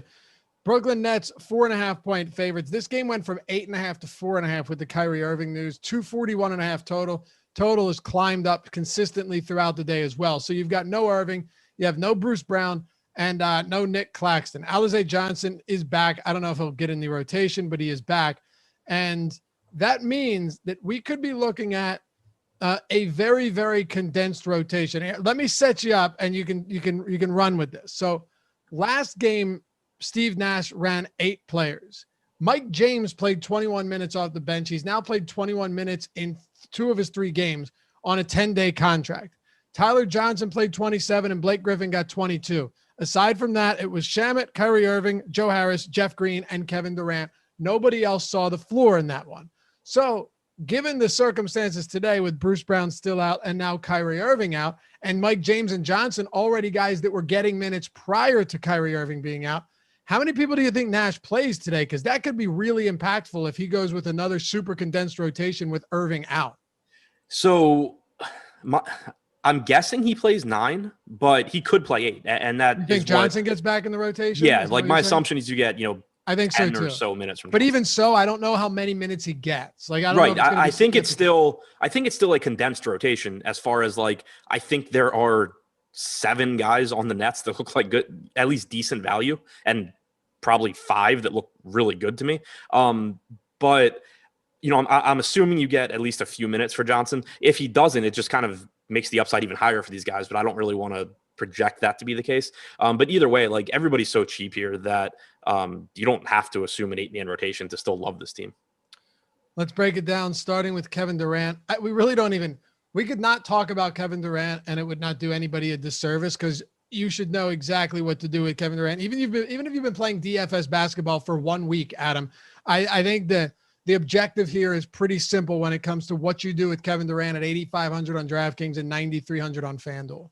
Yeah, I mean, he even dropped in salary on FanDuel from last slate. We saw him play about 32 minutes last game, which, if we're like, to be honest, that would be the only thing that you're concerned about, is how many minutes does Durant play. But he played 32.6 minutes. They had said he's good to go. He would have his minutes limit increased. He played 32.6 minutes. So I'm assuming you're getting at least 32, 33 minutes here if this game's competitive. You have a fast-paced Indiana team that leads the league in pace over the last month. And Durant, without Irving or Harden on the floor this year, in 191 total minutes, has averaged 1.62 DraftKings points per minute, 36.5% usage rate, 34% assist percentage. And that's not even accounting for the minute, for Karis LeVert being out there for some of those minutes. So it should be the Kevin Durant show tonight. And he's still priced to play like 26 minutes with Kyrie Irving active. All right.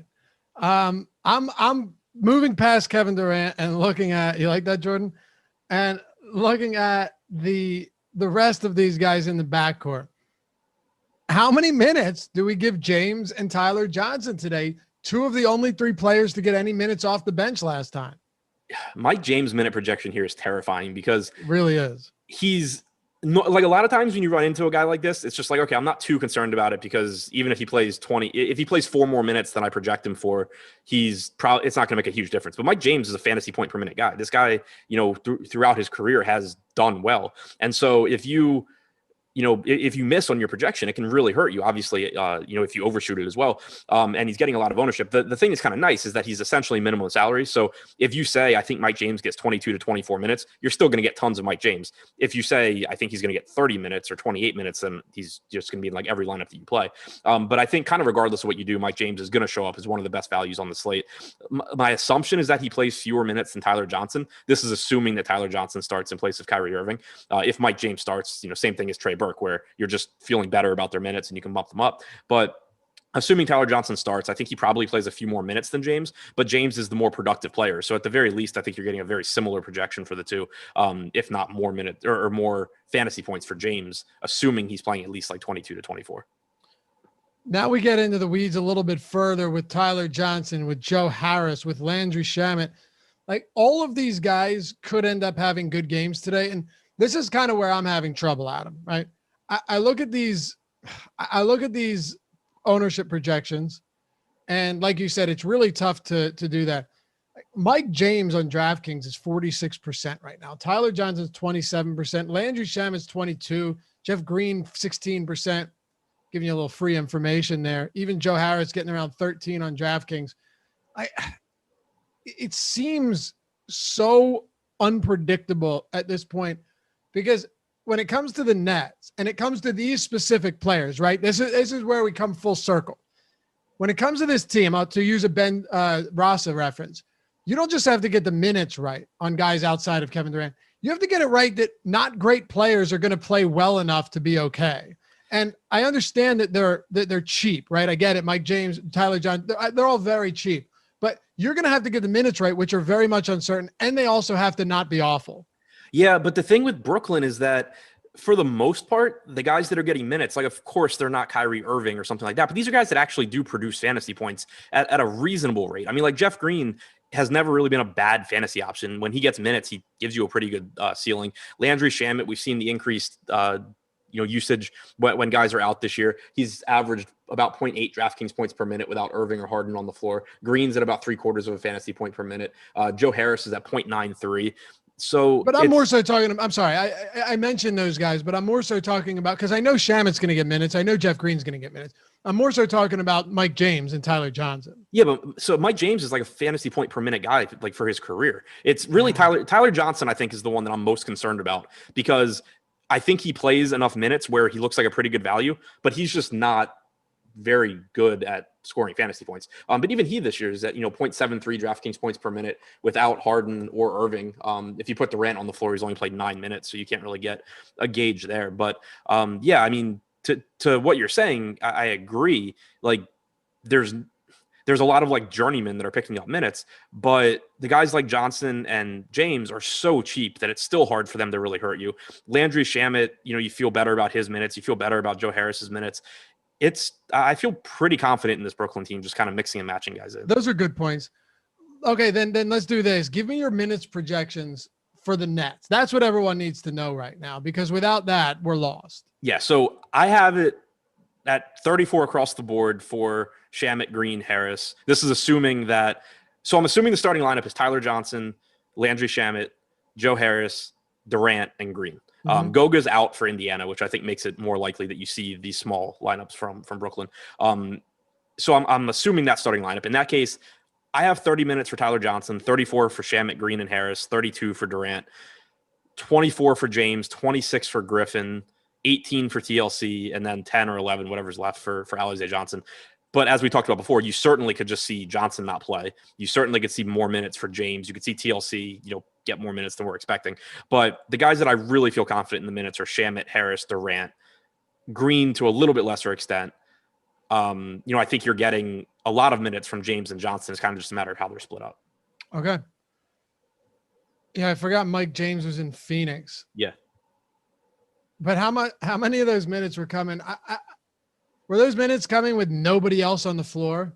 Booker shut down for the season. Probably. Mike James leading the charge in April. Probably, but that's what that's this Brooklyn team, except for without Durant. Yeah, I know. It's crazy.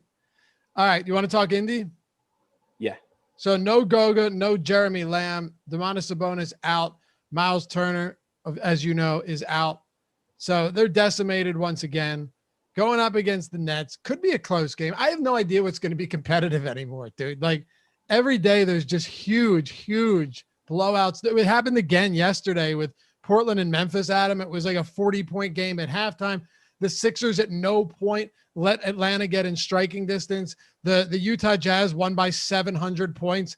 So could we see something today that just kind of surprises us? Maybe, but you can't really put it in your projections anyway. So let's talk about the Indiana Pacers, starting with Brogdon and the Karis LeVert. Yeah, so I mean, Brogdon, I think you and I were both really high on him the other day, and unfortunately that game was a massive blowout. I really like him again. Nurkic on the other end, which really sucked.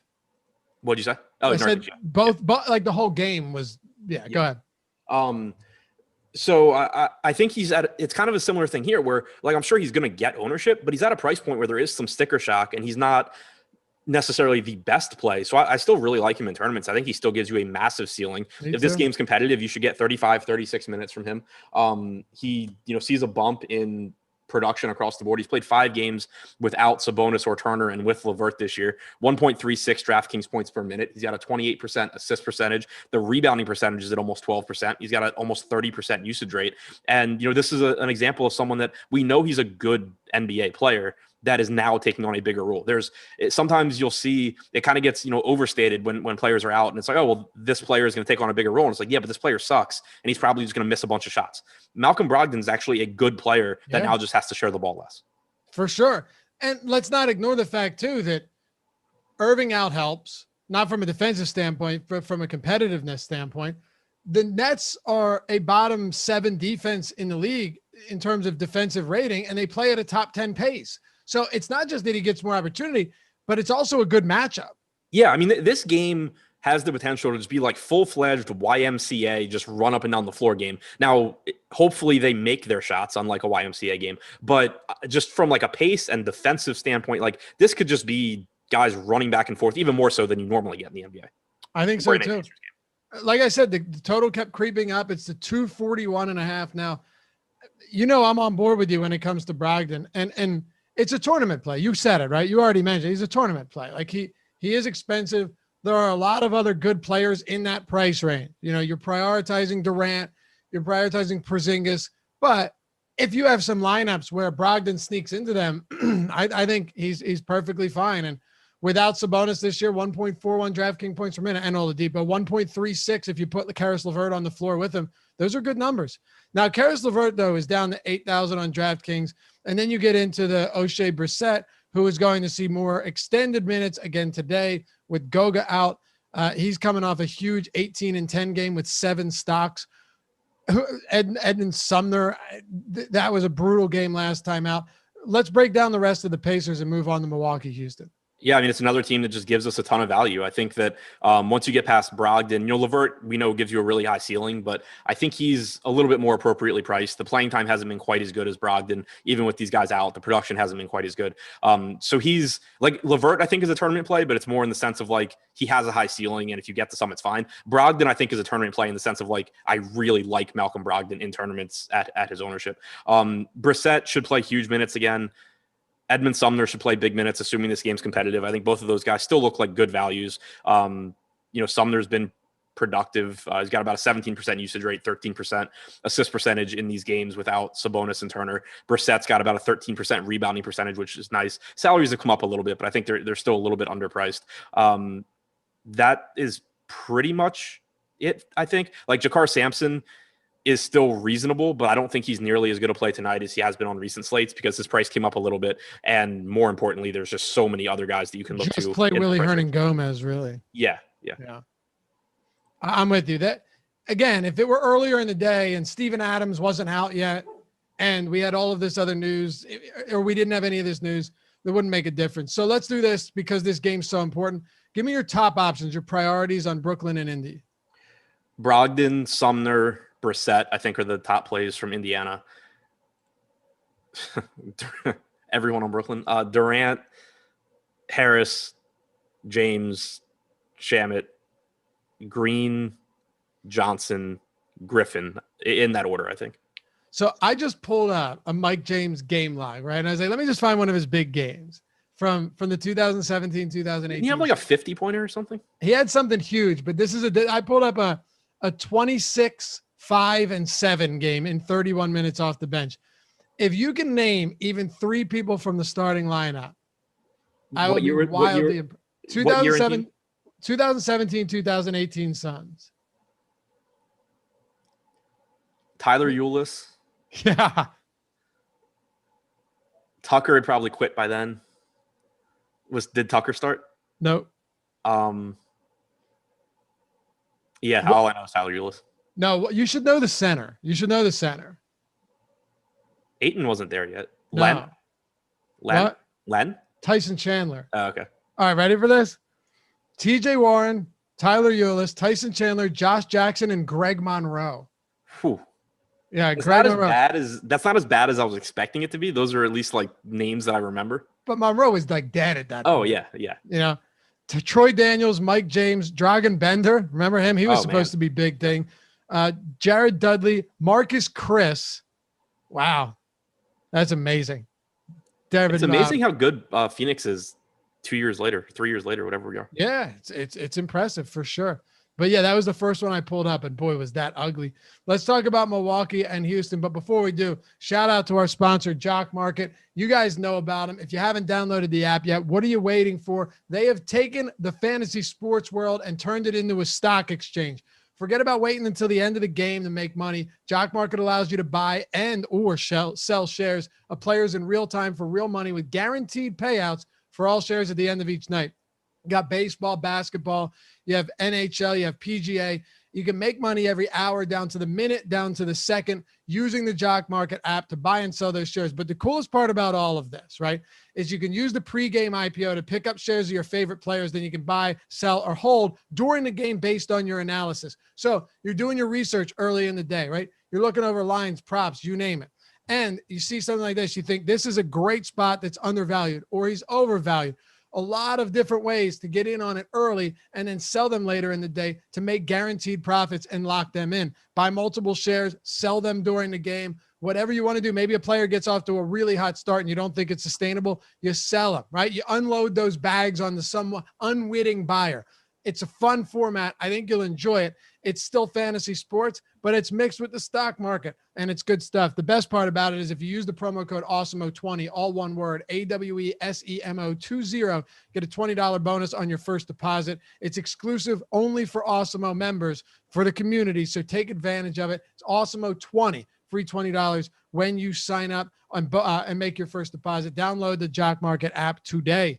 All right, Milwaukee and Houston. Let's talk about the Bucks here. And my first question to you, as 13-point favorites against the decimated Houston team, 234 total, is how much truly do you worry that this game is out of control and Giannis plays 24 minutes? I think my bigger concern is that it hits like 7:30 and we get one of those notifications saying Giannis, Middleton, Holiday, DiVincenzo, Lopez all out. I've already thought about it. And, it's funny. In the run sheet, I never write when players are probable unless they've been out for a while, right? Like unless they've been out for a month. This is the first time in forever that I put Giannis Antetokounmpo probable because I'm just waiting for the second shoe to drop, like you said. Yeah.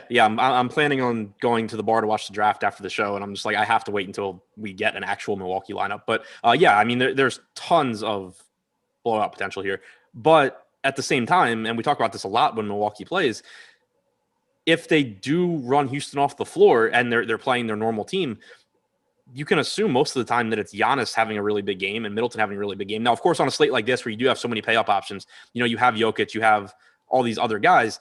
Even if Giannis, has a more productive than normal game, and let's say he gets you like 58 in 26 minutes or something, that still might not get it done because whichever of these guys, Durant, Jokic, whoever happens to play an entire game, Towns, Curry, like they're probably going to score more than 58 or so, Draftkings points. So there is still risk here, but I mean, you can't ignore that it's a great matchup. And again, the thing that comes into play with blowouts as well is everyone's aware that Milwaukee can destroy Houston. So like the ownership on Giannis is probably going to be lower than it would if this were like a 5-point game.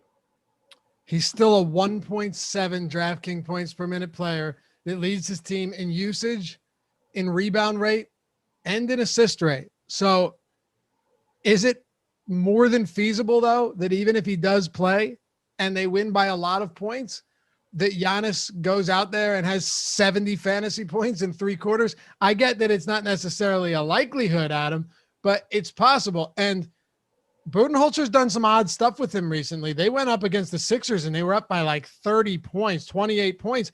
He played deep into the 4th quarter. So I just have a tough time predicting what it's going to be. What I do know is there's a lot of value, and Giannis Antetokounmpo is the best fantasy producer on planet Earth. Yeah. And another example of the playing time recently, that game against Atlanta, if you look at the box score, it was a relatively competitive game, but with 3 or 4 minutes to go, Atlanta just went on like a 6 or 7-0 run, made it very clear that the game was over. And I fully expected Giannis and, the starters to come out, and he played until the very end, even though there was 0 chance of the Bucks winning that game. So Luka and Dorian Finney-Smith, as anticipated, are out. We got our starting. Oh no. Okay. Porzingis. Once we get a starting lineup, we'll let you know. Otherwise, and do it anyway, tune into the Live Before Lock show coming up immediately after this one at 6 p.m. Eastern time. That is with Greg Ehrenberg and Eric Lindquist. Okay. So outside of Giannis, I'm just not really enamored with this Milwaukee team today, especially given the monster spread, but maybe you like Middleton and somebody else stands out to you. For me, it's mostly just Giannis. Yeah, that's pretty much where I'm at too. Would it be shocking if Middleton or Drew happened to put up 50 fantasy points tonight?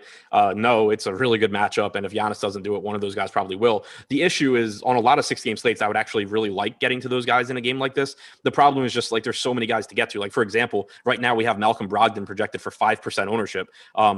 Different price point, different position. I get that. But just as the first example that came to mind of, there's a lot of really good plays that are going to be relatively low owned tonight because there's so many really good plays that it still is just going to push Middleton and Holiday back a little bit.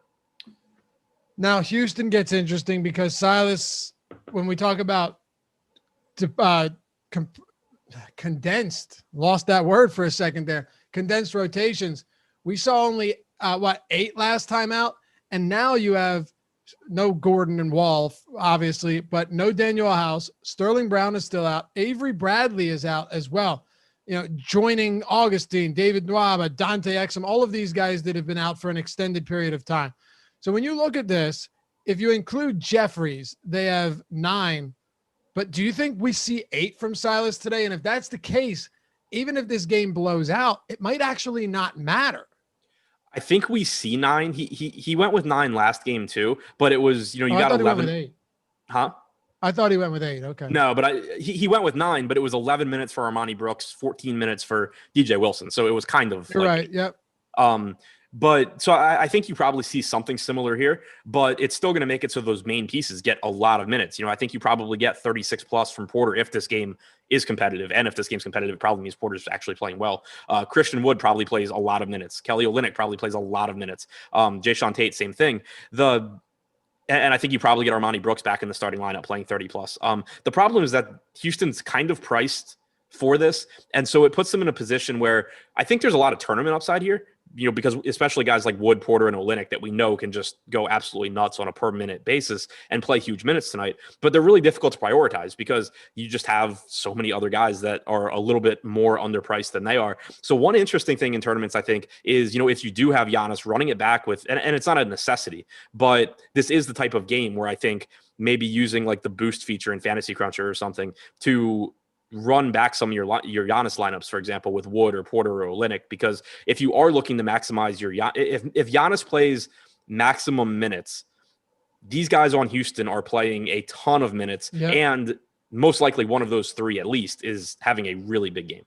That is a very good point. Very good point.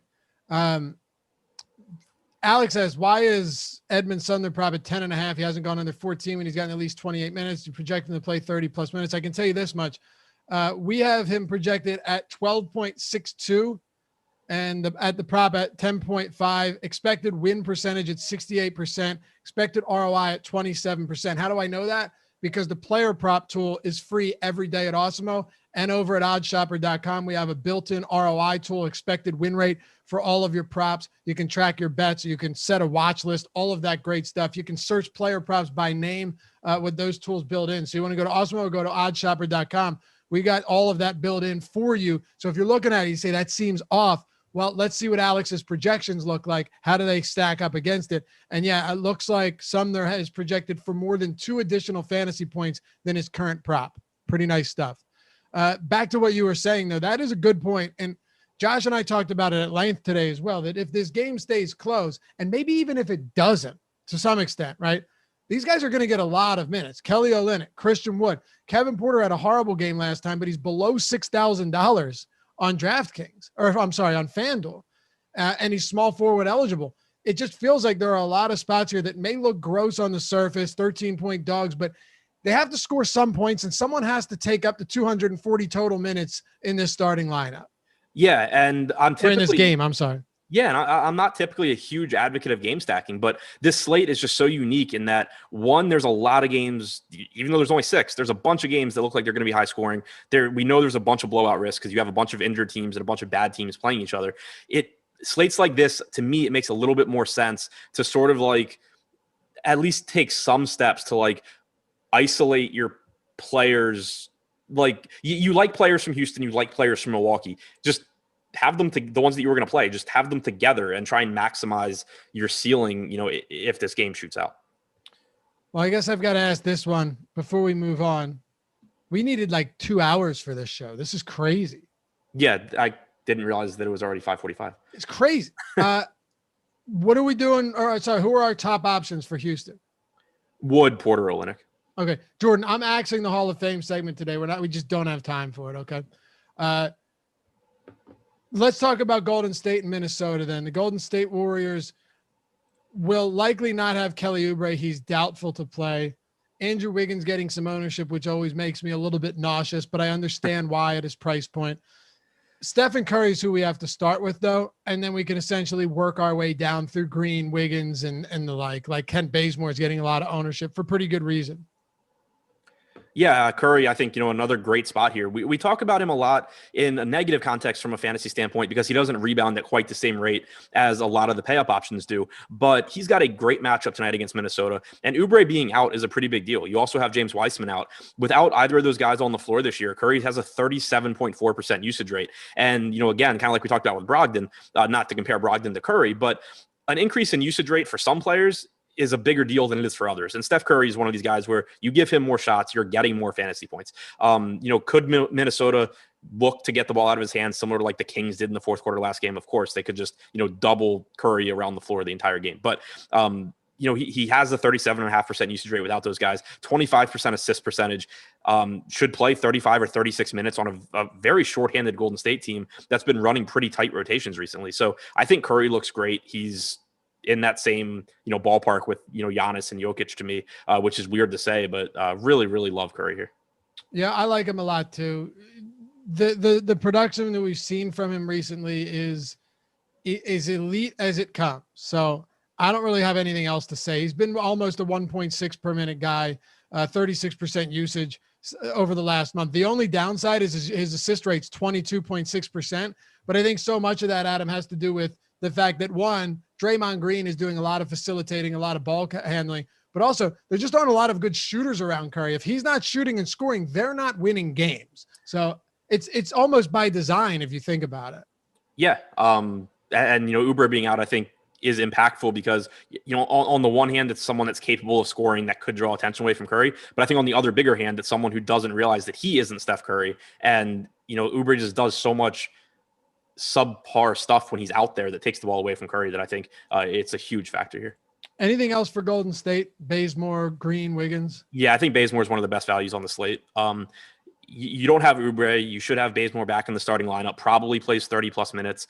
He's another guy that, he's a decent fantasy producer, but, 0.8 to 0.9 fantasy points per minute, getting a good matchup here at only 3,900 on DraftKings. So I really like him. Wiggins and Green, I think, are both fine. I would put them behind Curry and Bazemore in terms of priorities. If you're playing large field tournaments, though, I think maybe mixing in some Poole or Toscano Anderson makes some sense because there are a lot of minutes available here with Oubre out. And, again, we have seen those tighter rotations. So I don't love the pricing at 4,500 for Poole or 4,100 for Toscano Anderson, but we know these guys actually can produce at a pretty high clip and they should be really low on. Jeremiah had a good question in chat. We don't have a ton of time, but I think it's worth hitting on. Carlisle said that Porzingis and Richardson are not on a hard minute limit. Jeremiah says it worries him a bit. What do you think it means by that?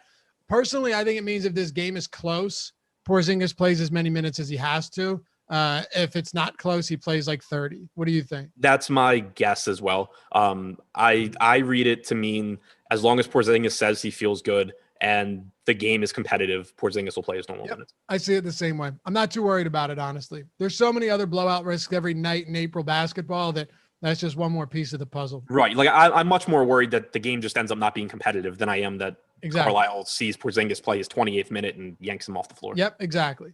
You want to hit on Minnesota here? Yeah. All right. Not as appealing as Golden State, but again, a high scoring game here. Karl Anthony Towns in a good spot, has been about a point and a half fantasy point per minute guy this year, should play 34 to 36 minutes, assuming this game's competitive. He's another one where it's kind of hard to prioritize him, especially ahead of guys like Jokic. But if Towns is in a lineup, I think it makes a lot of sense to bump at least one of those main Golden State pieces, preferably Curry, but if not, Draymond or Wiggins or something because if Towns puts up a game where he beats Jokic, there's a pretty good chance that you're getting one of those Golden State guys coming back with a monster game.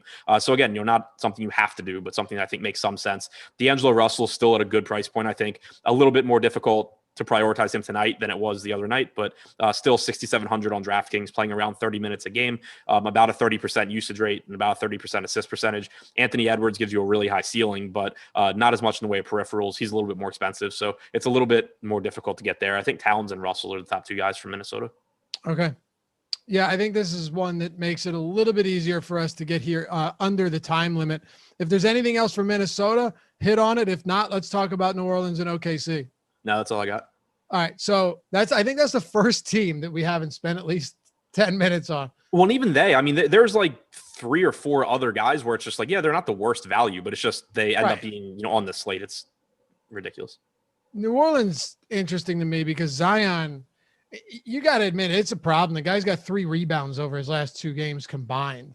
And is that sustainable that he's going to stay that bad on the boards? No, but I do hate the fact, I really do. I hate that the peripherals for Zion Williamson, I thought they were coming up. I thought I was about to get proven wrong and I would have loved that. But he just goes straight down to doing so much of the same things. That worries me at this price point. I just don't have a ton of interest in it. Maybe on FanDuel at that lower price, you can make an argument.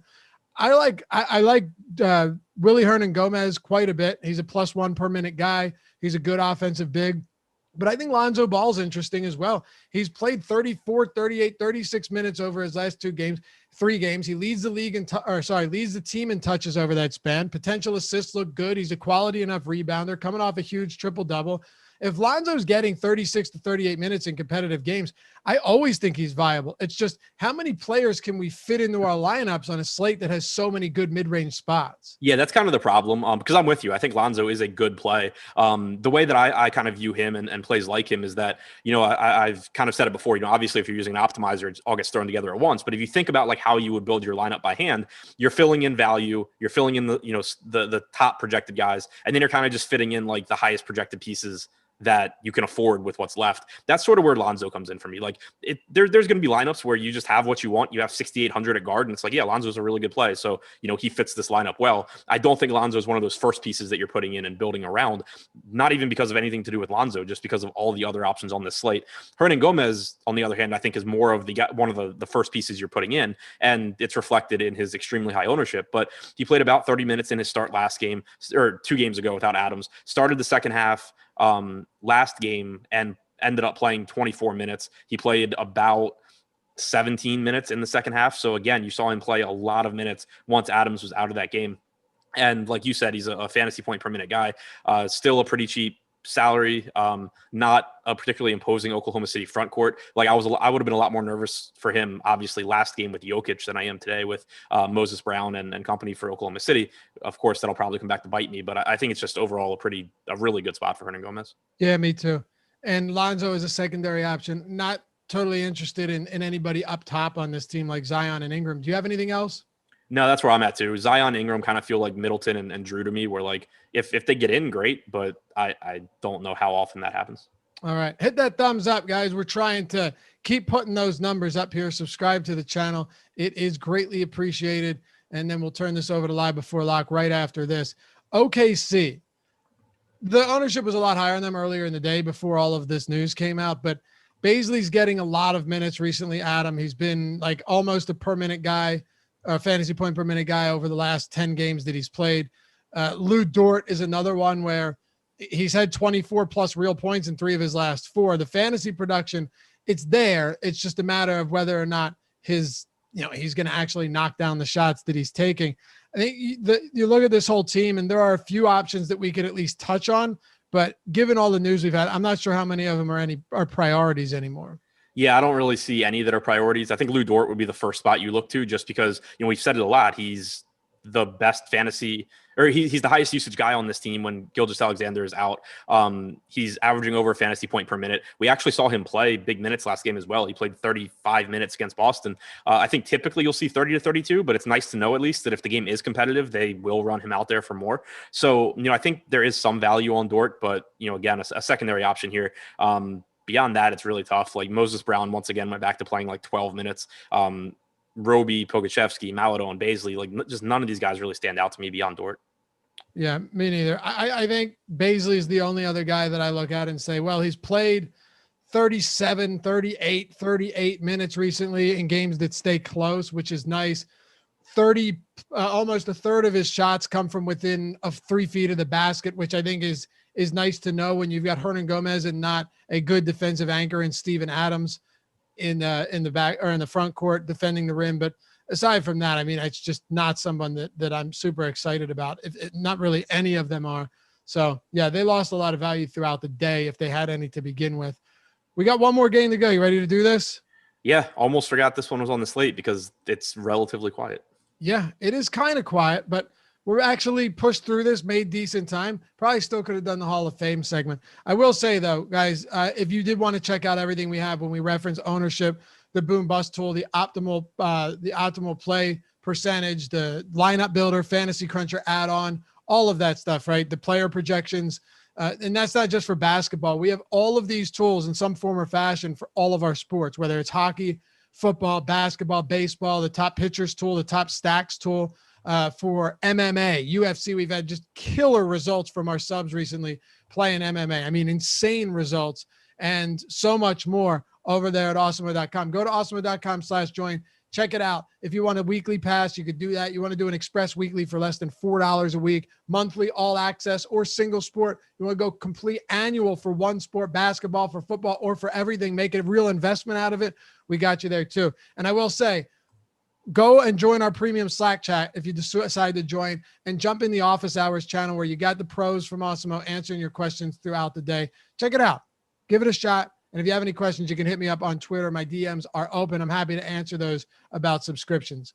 All right, man, here we go. We're at the end of the road. Toronto and Denver. No Fred VanVleet. No Gary Trent Jr.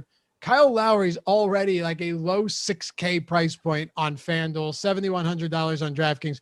We have to start there because even though he hasn't been amazing this year, he's still a +1 per minute guy. He's still a good player. And now you take VanVleet off the floor. Yeah, he's still a good option. If you go back to last year, he's played 15 games without VanVleet and with Siakam active. He's averaged 1.16 DraftKings points per minute, 36 minutes per game. He looks like a good option, especially on FanDuel at 6,400. On DraftKings, I think at 7,100, he's still a good option, but probably owned about where he should be. We haven't projected about 17% ownership. It makes sense to me. He's another guy where he'll fill out lineups where you need a $7,100 guard nicely. He's probably not going to be one of the first guys that I'm plugging in. Yeah, I would agree with that. What about the rest of Toronto? Yeah, so I'm interested in what the starting lineup looks like here because Siakam, I feel pretty similarly as I do for Lowry. Same for OG Anunoby. They're just at price points that are fine, but I don't really love here, especially not the most appealing spot against a slow Denver team. Curious to see if Malachi Flynn starts. That's what I was thinking too, yeah.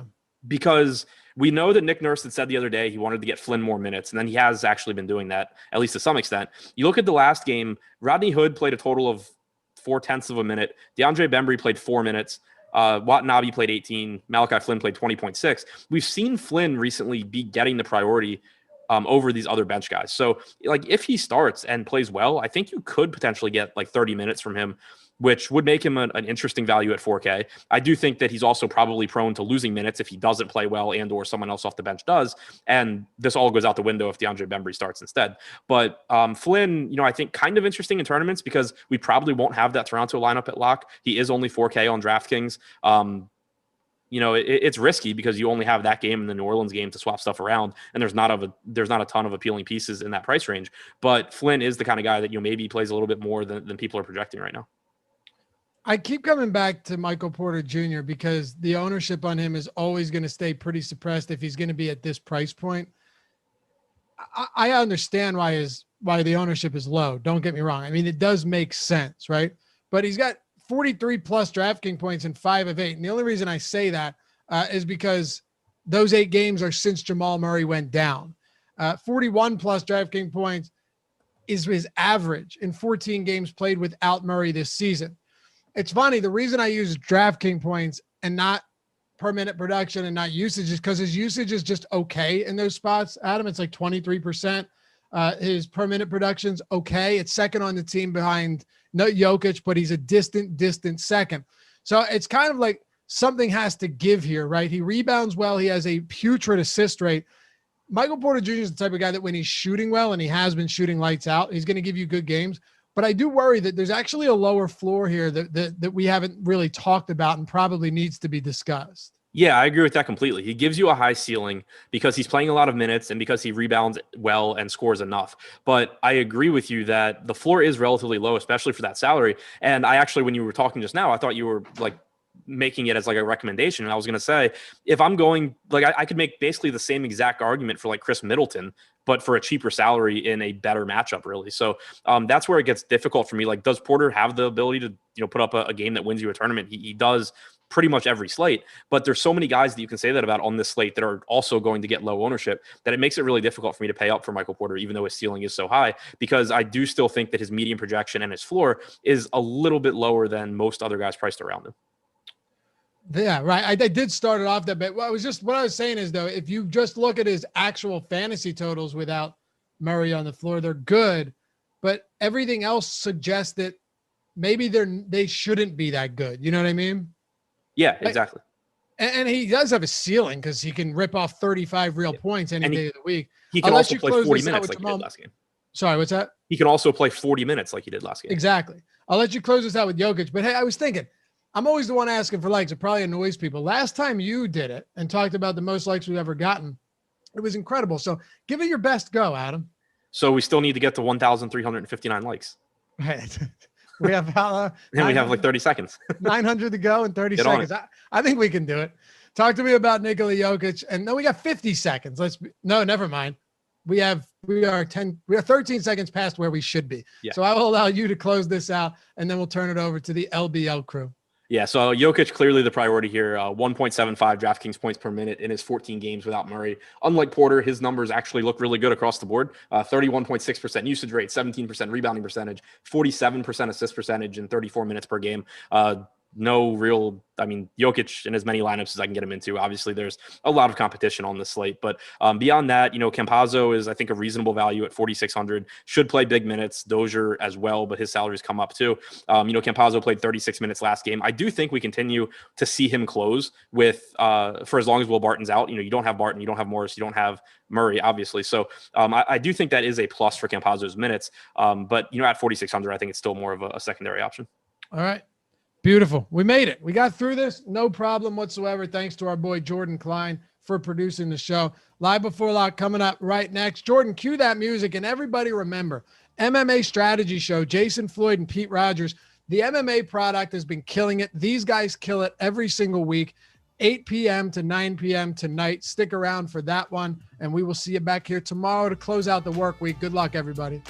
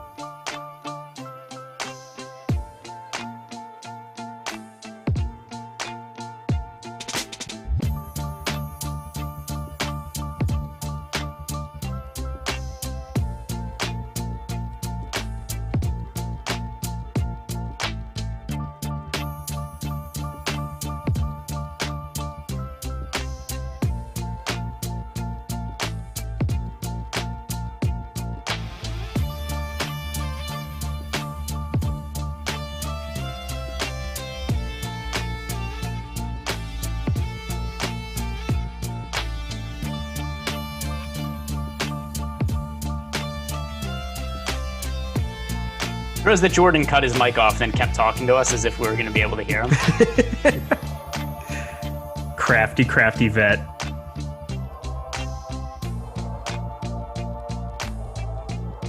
Oh, Jordan Klein with the enthusiastic countdown.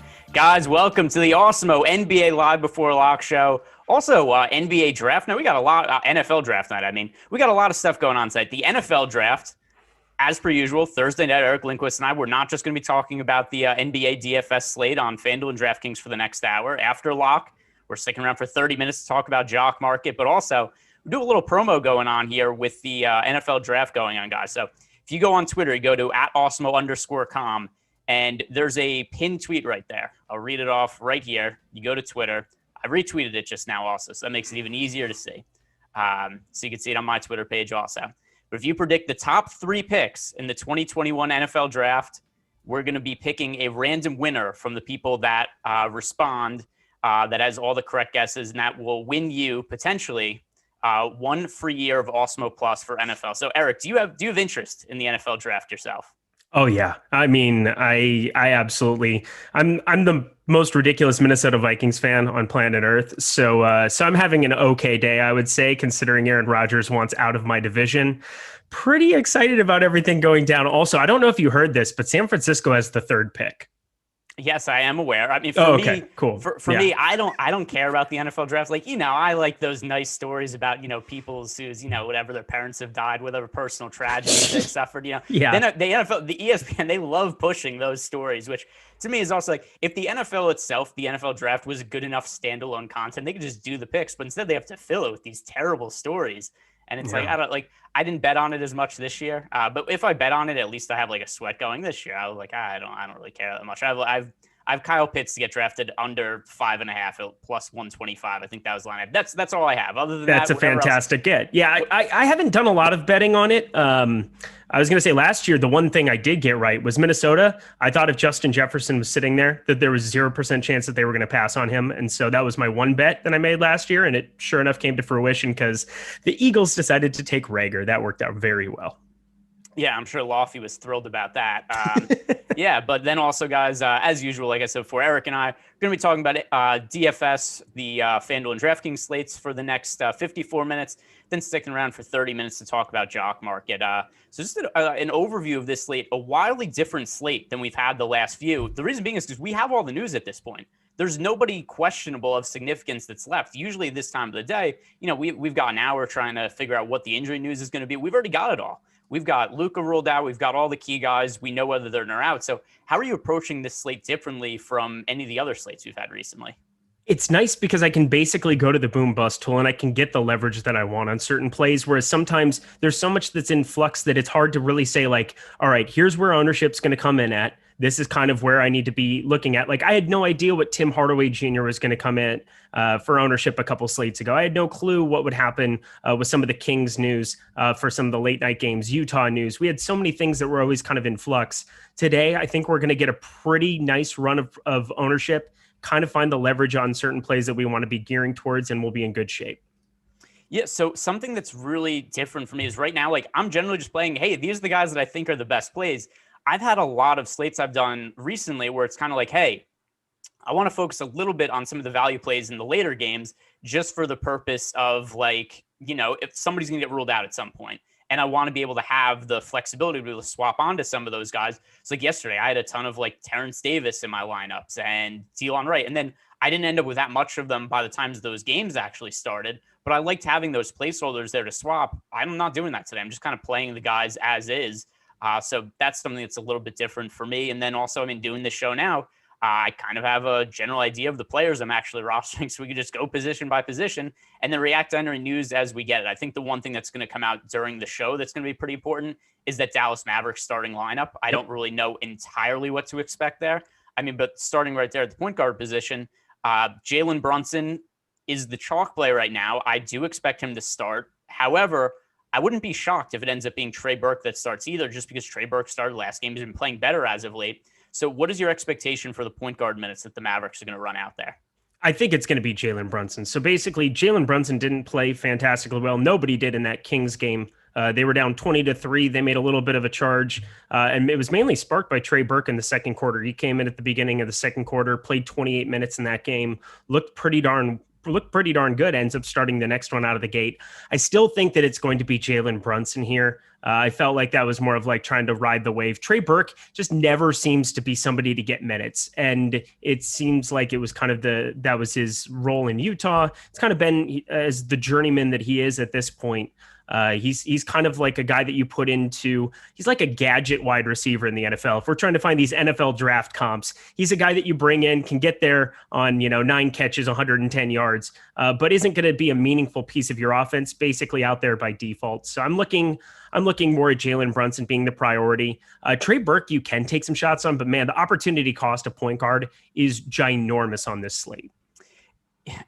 So the last 2 games, Jalen Brunson's played 18 minutes and 18 minutes, and Trey Burke has played 31 minutes and 28 minutes. I have more exposure to Jalen Brunson at the moment, but I'm also overweight to the field on Trey Burke. I think he makes for a really good pivot play.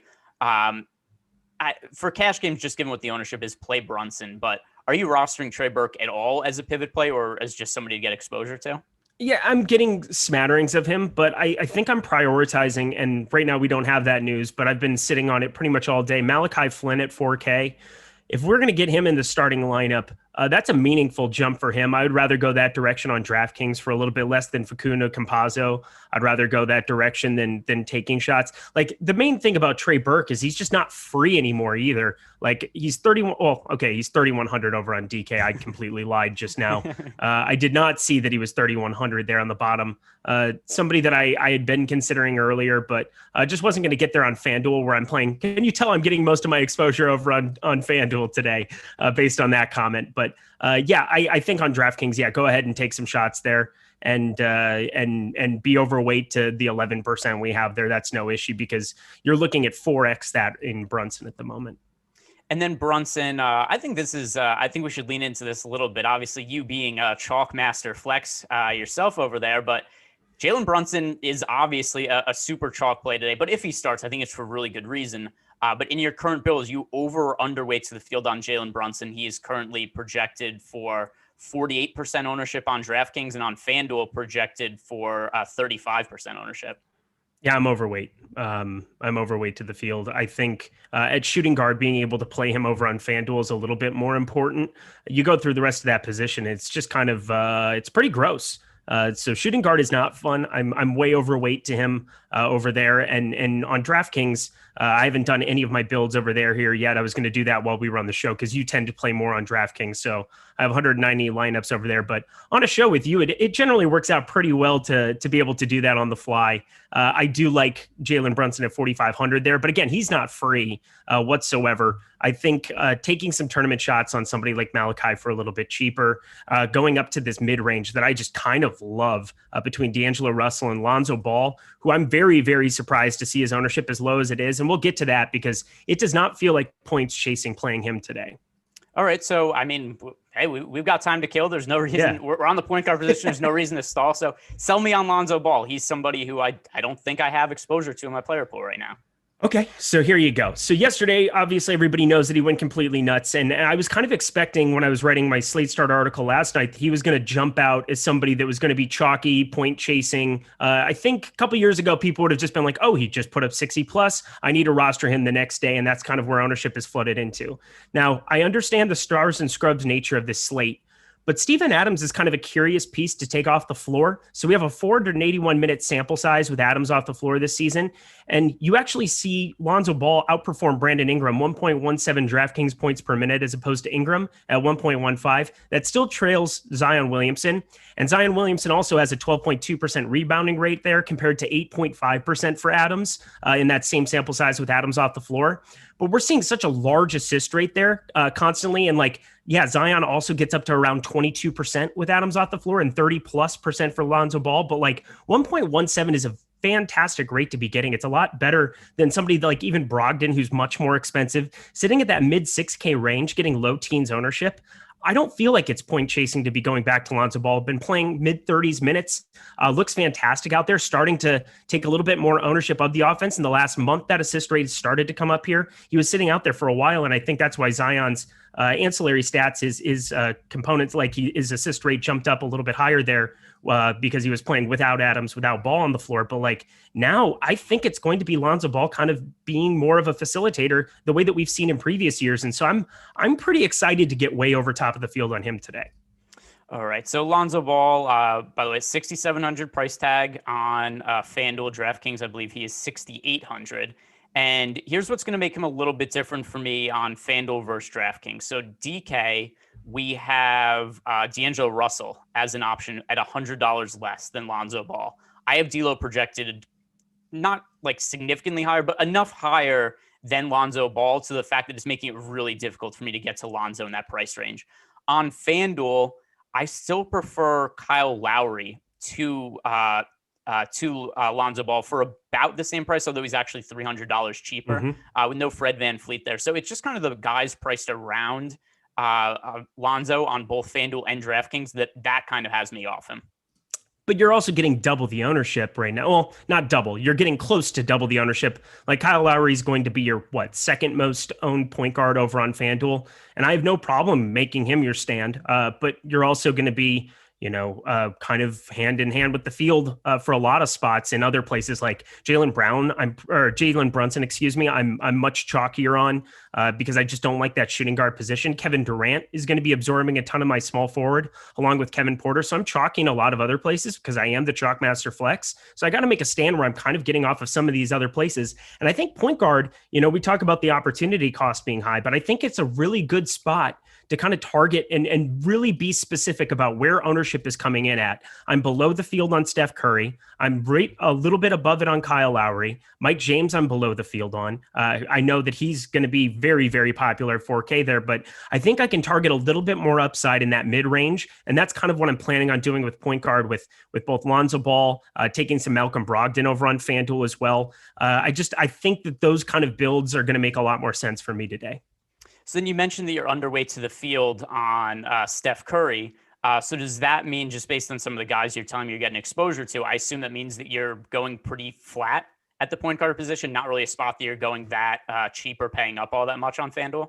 Yeah, I'm very, very flat there. And that's, again, the product is like, this is very stars and scrubs. And I think I always try to get my builds to go that direction. But like, I'm just looking at how much ownership I was spreading around to like, look at the rest of the power forward position. Like, I don't find a ton of I think it's very top heavy there. I don't want to be I am above on Jakar Sampson. I'll let that be known, which is kind of a strange feeling coming off of being off of him the last two games. But a guy who's been in foul trouble, and I think if he stays out of foul trouble, would have probably gotten to around 30 minutes sitting there. Like, I know I'm jumping around the board a little bit, but I think in the macro level of looking at this slate, there's just so many other places where I'm chalky, going to Towns and Jokic and Hernan Gomez. Those are my three highest centers that I got to find ways to get a little bit different and get some exposure where I'm over the field and getting leverage. And I think point guard's a really strong place to do it because of, I have my certain, my feelings like Steph Curry. I think he can go out and just obliterate the slate and kill me. But on FanDuel, where there's no 3-point bonus, where, he's not necessarily going to be plugging in a bunch of steals and blocks. I think that's a place that I can be lighter on him. Go to him on DraftKings, where I know he's going to be a little bit more expensive, but at least the ownership isn't going to be there like as crazy going there because of all the other point guards that we have to play there between Brunson, between Mike James, between Kyle Lowry and Lonzo Ball and Kevin Porter Jr. We just have so many great point guard plays that I think I'll try to be very, very sensitive to ownership there and then be a little chalkier elsewhere. Yeah, somebody in the YouTube chat said Macaulay Chalkin, which that's a good one. There's been so many good ones. I mean, still to me, nothing tops than the first time he put on the glass and he became Chalk Kent. But yeah, I mean, there's some really good ones. I think that this is probably the strongest YouTube chat's ever been because I am trying really hard to just not die laughing as I'm reading those off because you're talking as you're doing it, and also every time you say the word chalk, I read one of the names and I kind of laugh to myself. But yeah, these are terrific guys. These are some of the Chalky McChalkerson, Barry Chalkanier, Chalkner, Chalkquist sauce. Like that's strange. I don't even know what that is. Chakakan. There's definitely some good puns in there. Anyway, here's something else from the point guard position that is another one that's pretty hard for me to figure out. So where we have no Kyrie Irving for the Nets tonight, looking at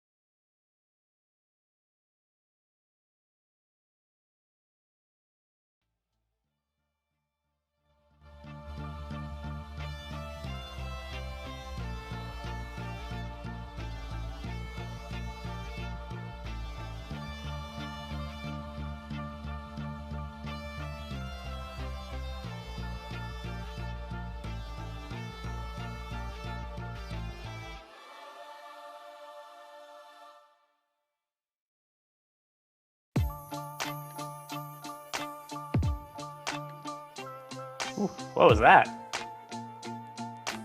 I can't hear you.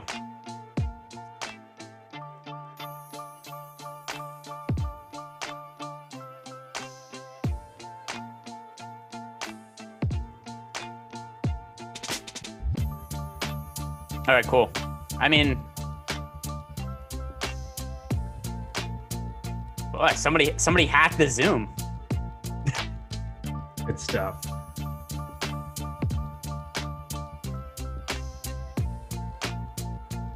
They're good, bud.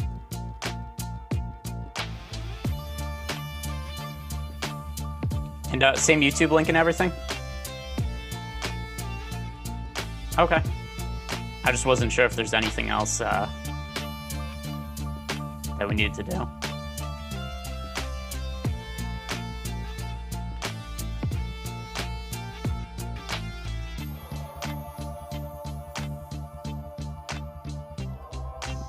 Yeah. Let's party.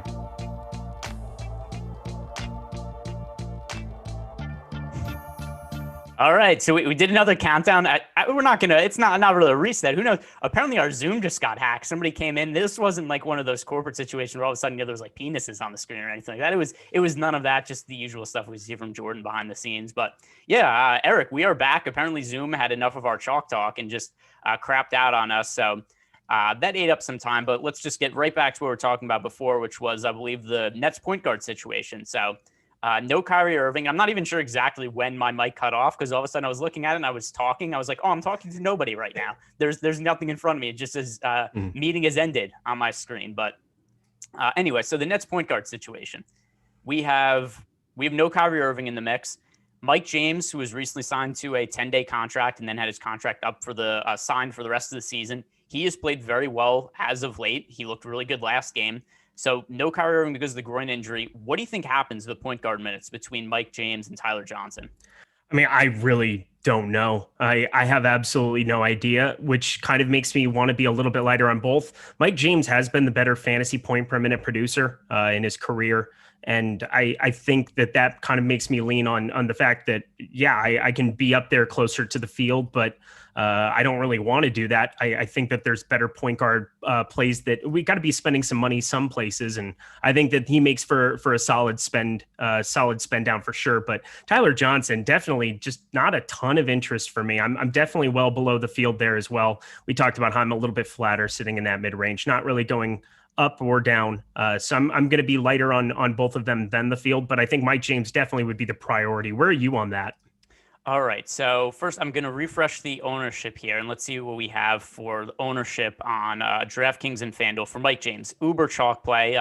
Although now he's 29% on DraftKings. I think it's a little more reasonable. Like earlier, he was like nearly 50%. Yeah, to me, I was like, boy, that's a number that was really hard for me to get to. On Fanduel, he's currently only at 13%. So these are pretty modest ownership rates now that we have on Mike James. I'm really curious to see the Nets starting lineup because I think that's going to dictate a lot of this for me. Like if we find out that either Mike James or Tyler Johnson, or maybe even both of them are starting, then maybe I could feel a little bit more comfortable with how I get to these guys. I'm going to rerun my lineups right now because when Mike James was 50% owned, I was trying to mute him a little bit.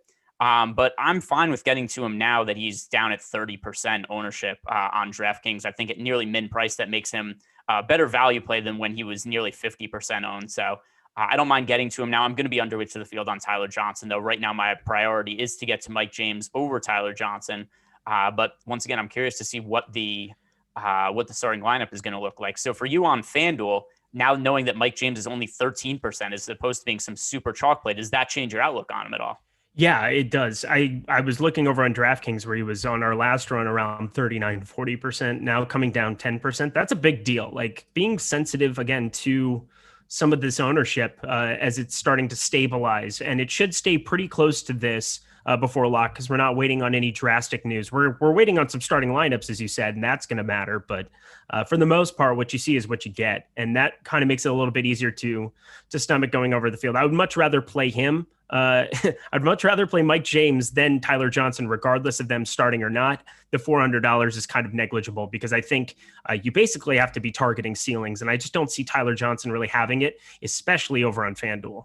Yeah, and we've seen Tyler Johnson start in the past, not really do that much with the opportunity. This year, He's made one start. He played 24 and a half minutes. He scored 9.5 Draftkings, two starts. He played 24 and a half minutes his last start and scored 9.5 fantasy points. Then earlier in the year, he played 32 minutes and scored 25.75 Draftkings points.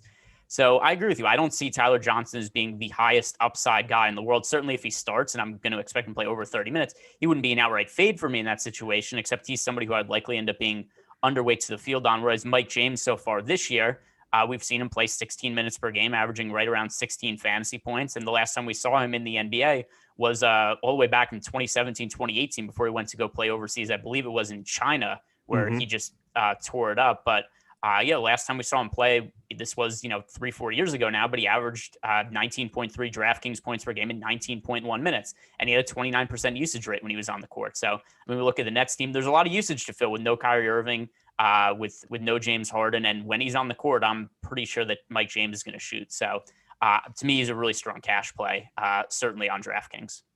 Yeah, I definitely agree with that.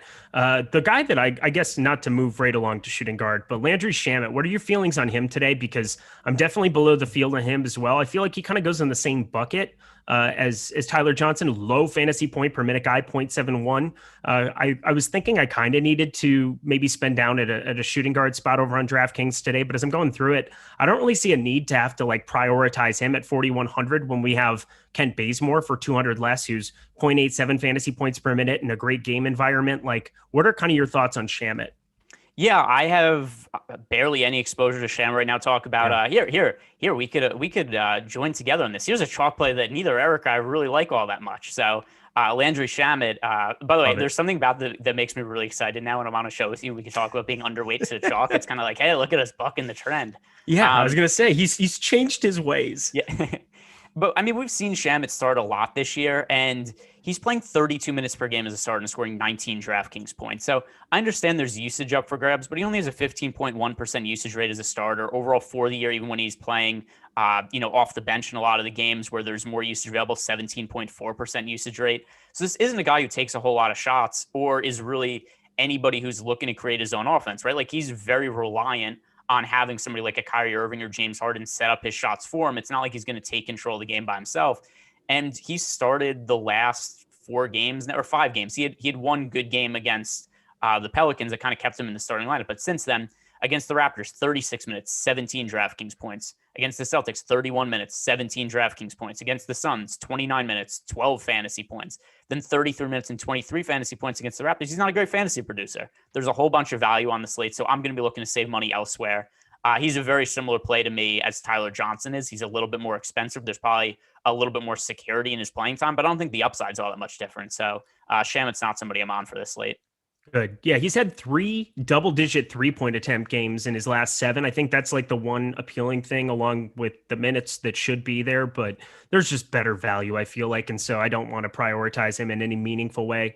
I'd rather spend up and get to Tim Hardaway Jr. at less ownership. I'd rather spend down to Bazemore for 200 less. It's just kind of a product of this slate. All right, we do have some news here. We have for the Houston Rockets, Armoni Brooks is going to start tonight with Daniel House out. So Armoni Brooks, I don't think he was somebody I had. All right, I had him in a couple lineups before, but nothing significant. But this news of Armoni Brooks starting, what does that mean to you for the Houston Rockets? And is he somebody that you're going to want to get exposure to? Let me plug in his numbers. I mean, on FanDuel, I know that he's at shooting guard, so that's going to help me out a little bit. I'll wait for that to kind of get ran, but I already had him for 32 minutes over there. 3,900 though. If you tell me that he's guaranteed starting, that's going to make me want to bump him up. It's a position I'm not in love with over on FanDuel today.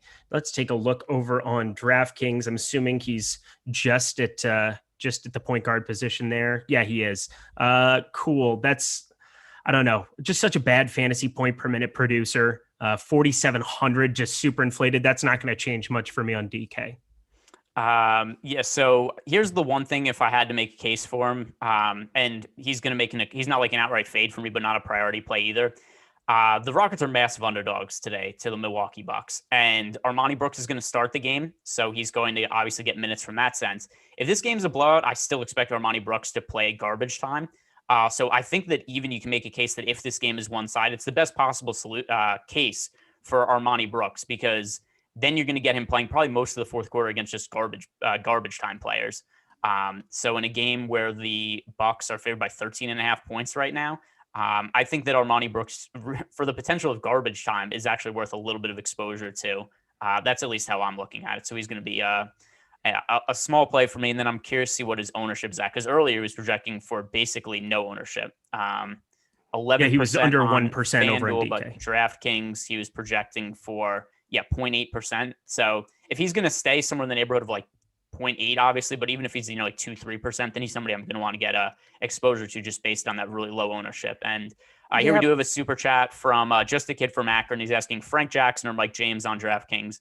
That is pretty easily Mike James for me. Not close. Yeah, not close. All right, so still no starters, just what we had for the Houston Rockets, but we can get back to the shooting guard position now. We talked about Landry Shamet a little bit there. The shooting guards on DraftKings that I have the most exposure to right now, it is Jalen Brunson. He is shooting guard eligible. D'Angelo Russell is an important play for me. Trey Burke, just because of what his price point is on DraftKings, like we talked about before, he's a little bit differently. DK versus FanDuel, but who are some of the guys that you're looking at on FanDuel? Let me pull up the FanDuels on the DK page. Here we are. Tim Hardaway Jr., Jalen Brunson, holding hand in hand, same exact number that I have on them. Andrew Wiggins, also we're talking about him going back into Minnesota. Sorry, I'm going to cut you off. We just got news. We just got double news. We have a Nets starting lineup, and we have Kelly Oubre out for the Suns. So the Nets starting lineup to me is a little bit more pressing. So we'll hit that. Then we could talk about Kelly Oubre, and then and then we could talk about eating the Kent Bazemore chalk. But first, the Nets starting lineup: Tyler Johnson, Landry Shamet, Kevin Durant, Joe Harris, and Jeff Green. Thoughts? Okay. Yeah. So I mean, Johnson, Shamet starting. That's basically going to hold flat for me. I'm not going to be doing much with that. Jeff Green, I guess becomes, let me see, how much was I getting? I know I was getting to a tiny bit. I was getting to 4%. He's already plugged in for 34 minutes. I don't think that that's going to change a whole lot for me. Yeah, I honestly don't think that this does a ton for me. I think Mike James, I was already a little bit under on. I still think you got to be able to be comfortable playing him. He's going to come in and try to chuck, as you said, like you're playing him for the price and the opportunity to come in and chuck, which he has in that second unit. I'm not very concerned by anything here for him specifically. This is probably exactly what I was kind of anticipating. It was either that or DeAndre Jordan starting at the 5. And does it, because I mean, the starting lineup was a little bit up in the air. Does it change your stance on Tyler Johnson at all? No, not at all. I still think that he's a guy that I want to be under on. Not a good fantasy point per minute producer. Let's see. Let me put in this new rate. I'm not going to change him. I mean, I already had him in for 29 minutes. Awesome has him in for 31. Maybe I go up a tiny bit on the minutes. That'll probably make me get to even a little bit of him, but I'm not going to get over top of the field where they're at the moment. I mean, 28% is a big, big number. And I don't necessarily think that you have to be going there. He is shooting guard. Like you can plug him in at shooting guard, which maybe makes him a little bit more valuable. But I think because of Jalen Brunson, I don't really have to do that. So I thought there was a chance that Mike James was going to start. So just by lowering my exposure to Mike James, that's getting me to a little bit more Tyler Johnson I thought I was going to get to. Still to a point where I'm just about even with the field now, but I thought I was going to be pretty significantly underweight to the field on Tyler Johnson. And now unless the ownership updates and he gets a lot more popular, but he's in about 15% of my lineups right now. And that was less than before, but most of that just came as a result of me lowering my exposure to Mike James a little bit. Yeah, that makes sense. I think 15%, like you're fine. I just don't know why you would want to get to like 28% of a guy, even in a starting role. I just don't see a way. Like there's not a crazy ceiling there. And there's so many other ceilings throughout the position. I think if you get Malachi Flynn starting, if we get, I've talked at nauseum about the mid-range of point guard. And then you have this super ceiling with Curry. Like I don't see a need to be going crazy with Tyler Johnson today. All right. So let's hit up the Golden State Warriors now. So if you guys missed what I said before, Kelly Oubre will not play tonight. He is out. Kent Bazemore is already somebody I liked a lot, particularly on DraftKings. Now I think it is almost impossible to stay away from Kent Bazemore at a 3,900 price point on DraftKings. So Kelly Oubre being out, what is your initial reaction? Kent Bazemore was going to start anyway. He's coming back from COVID, but they'd said that he's going to retake his spot in the starting lineup the last time he started for them. He scored over 50 DraftKings points. He was terrific. I don't think there's going to be any restrictions on him, considering they're putting him back in the starting lineup right now. But Kent Bazemore, good chalk or bad chalk? Very, very good chalk on DraftKings. Fanduel, good contrarian option where he's 5,300. That's kind of getting people to stay away. It's a very top-heavy position with Kevin Durant up there, getting nearly half of lineups with him. Kevin Porter Jr., I'm definitely over the field on as well. Feel good about the opportunity for him. Brandon Ingram as well. But those are your three highest owned guys. So I do like spreading out and having some like exposure. 6,800 O'Shea Brissett. What sticker shock that is, and I'm going to be paying a little bit, and I'm going to be over the field there. I'm just such a noob, so I'm happy to be over the field on him. But definitely, really think at 5,300, Kent Bazemore is still a guy that you want to be interested in. Yeah, I totally agree. And by the way, I'm just right now taking Kelly Oubre off the court for the Warriors and seeing what those numbers look like. You know who benefits a lot with Kelly Oubre off the court? Steph Curry. I know. I knew we were going to get there. I'm trying to figure out what I want to do because I was a little bit under on him on FanDuel, and I felt okay with it at 9,600. I don't feel okay with it here at the moment. So Steph Curry's numbers with Kelly Oubre off the court this year: 36.2% usage rate, and he scores just over 60 DraftKings points per 36 minutes. I already thought that Steph was a good play. Definitely a little bit more than you did, although there's still guys that I like to pay up better than Steph Curry. Like I had more exposure to Kevin Durant, and I had him, pretty similar to guys like Karl-Anthony Towns and Giannis. Steph's going to be right up there with Durant with me now as the top overall pay up option. Makes sense to me. I have no qualms with that whatsoever. I mean, I don't know how I could possibly say that with just him and Wiggins. Also, this definitely makes me want to bump up Wiggins as well. Just naturally, I don't even know what those rates are here. I'm going through. Playing on two sites is such a fish move at this point in time. What am I doing? Especially when you're doing a show or hosting. Like, so to me, if I'm not hosting a show, if it's just the slate, then I could play FanDuel and DraftKings. But to do all this, manage two sites at the same time while also trying to talk, answer people, it's a lot going on. So at least for show purposes, this time of year, I find it easier to play one slate. And by the way, this is about me. Screw the show. Whatever. I'll give you those Wiggins rates, by the way. They're okay, thank you. Not super duper impressive, but 23.9% usage rate and 33.89 DraftKings points per 36 minutes. So Andrew Wiggins sees a 1% usage increase with Oubre off the court, but actually hurts his points per minute production. He's such a fascinating guy because he did kind of the same crap in Minnesota with Karl-Anthony Towns. You'd think he would just take over in spots, but no, it really doesn't matter if people are alongside him or not. He does the exact same things, gets the same shot volume, doesn't really change. I don't get it, but just inherently thinking about it from a basketball perspective, maybe a bump of a minute or two here, maybe a shot or two here. I refuse to believe that it doesn't affect him in any way, shape, or form, regardless of any. I'm going to give him a tiny bump. All right. So we just got starting lineup now for the Mavericks. Dallas starters, so we could jump into that now. Jalen Brunson, JJ Redick, Tim Hardaway Jr., Kristaps Porzingis, and Dwight Powell. I was not expecting JJ Redick to start. Me either, and I don't think I'm going to get to him anyway. Now he's going to knock down 4 or 5 threes in his first rotation, just make me feel like garbage. There's no way. Even at 3K, I don't think I'm going to get to him whatsoever. By the way, you know what's funny is I get so caught up in what the latest news is. I forget that I didn't even finish updating the Warriors. And I was just like, oh my God, new news. Let me go over to that. It's all right, one thing at a time, we still have to finish. But one thing I did want to ask you before we totally move on.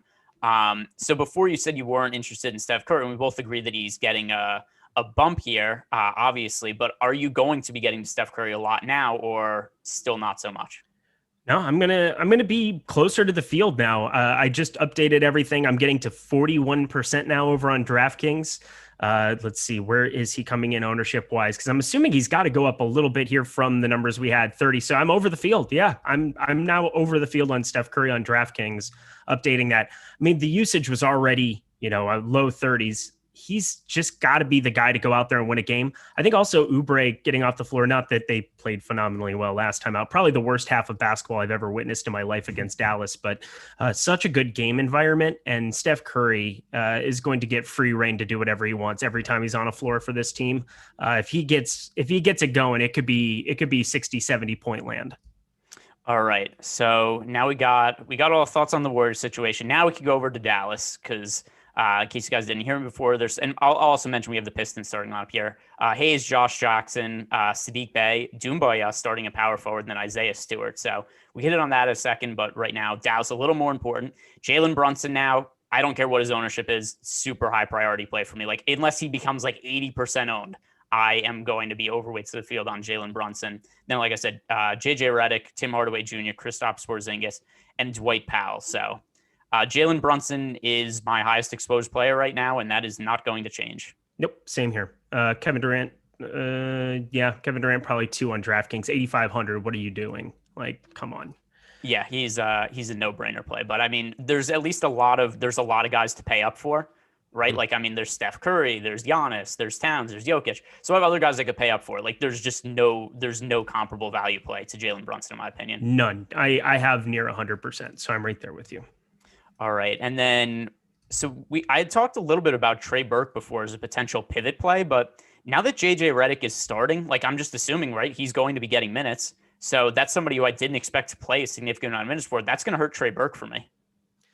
I want to see what Alex comes in because, JJ right around 13 minutes is kind of what we were looking at before. Maybe gets up to 20, can knock down some threes, but I think on this slate, kind of unnecessary to be going that direction. But yeah, Trey Burke, this is definitely not a great thing for him, but he is still the guy who can come in off the bench and make things happen. That's exactly how he got there against the Kings. Didn't come in till the second quarter. They're going to need. If you're looking at blowout run too, if they just run Detroit out of the gym, which I think is less likely without Luka, but you're going to see Trey Burke still get to some minutes. Problem is, I don't think that this is necessarily going to change his ownership that much one way or another. I still think people are going to own him, so I want to go other ways. And then any interest in Dwight Powell starting at center, just as a lead, and it is no for me. No, absolutely not. Also, we've seen multiple times with Powell starting because, like, I don't know how it works out rotationally for him, but Willie Cauley-Stein ends up playing kind of the bulk end of those center minutes. At least that's what's happened the last 2 games where Powell started, and it basically was still maybe 8 more minutes of WCS. I think this actually solidifies, if you're trying to get different, play some Willie Cauley-Stein at 3,400 at a center spot, a cheaper price point than Hernan Gomez, who's going to be so popular. I think Willie Cauley-Stein is not a bad guy to get 4 or 5% exposure to. By the way, somebody in the YouTube chat said that JJ Redick is not in the player pool, which is not true. He is a shooting guard eligible on DraftKings, and he's he's 3,000, the flat min. So let's see if actually the flat min, is that going to get me to him at all? I assume no, but maybe I get like 5% of him. Like, is JJ Redick a vastly different play than Tyler Johnson? No, I mean, not vast. I don't expect him to get the minutes that Tyler Johnson's going to. Like, Tyler Johnson's going to play low 30s minutes.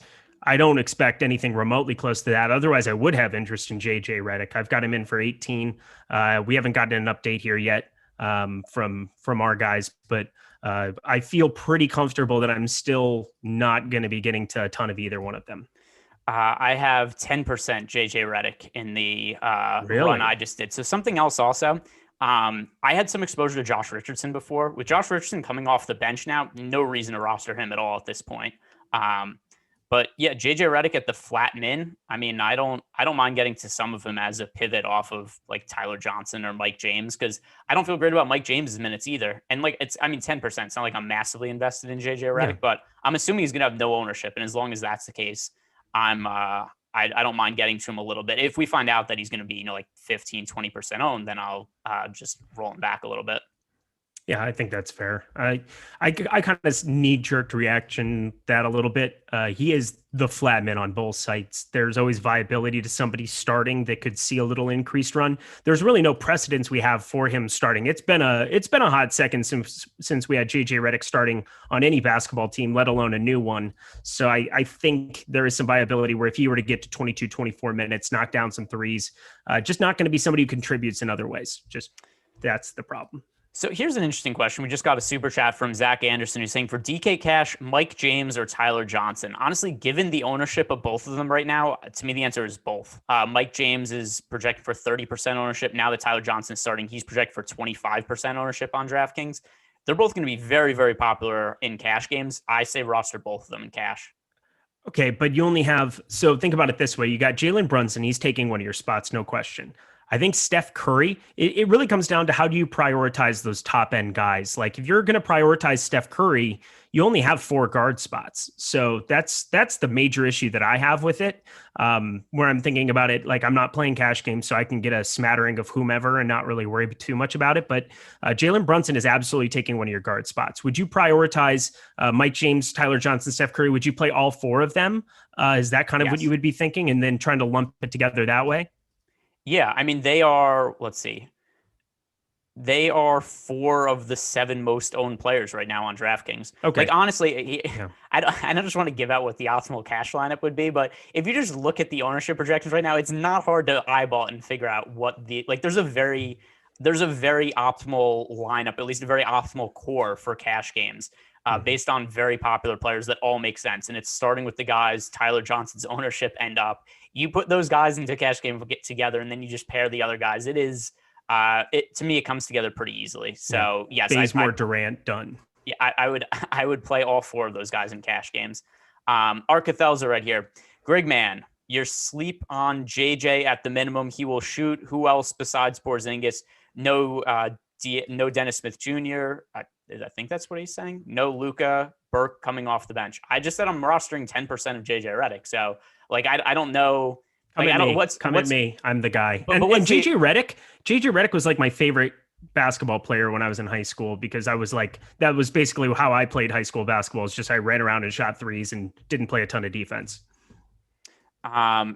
So, I mean, here's also like, what's the percentage to not be sleeping on somebody? Like, here's the issue. There's a lot of better value plays than JJ Redick on this slate. And I mean, the reason I'm playing him is because there's a lot of value plays, and I think he's a viable pivot as a starter on a team with a lot of guys. Conflicting reports on whether Josh Richardson or JJ Redick is starting. All right. So nix that. Now I might really not like, JJ Redick. But also, you did this. You said we weren't going to have any news and there was nothing that we were going to react to in this show. And then look at this. Now we have a situation where like Josh Richardson, how many minutes were you giving Josh Richardson in the aftermath of this? Because like he's a different play starting and not starting. I mean, I had him under 30 minutes here, became far less of a priority. But if you get him in the starting lineup playing 34 minutes at 4,600, I do want to get to a little bit more than the 6% I had. Let's see.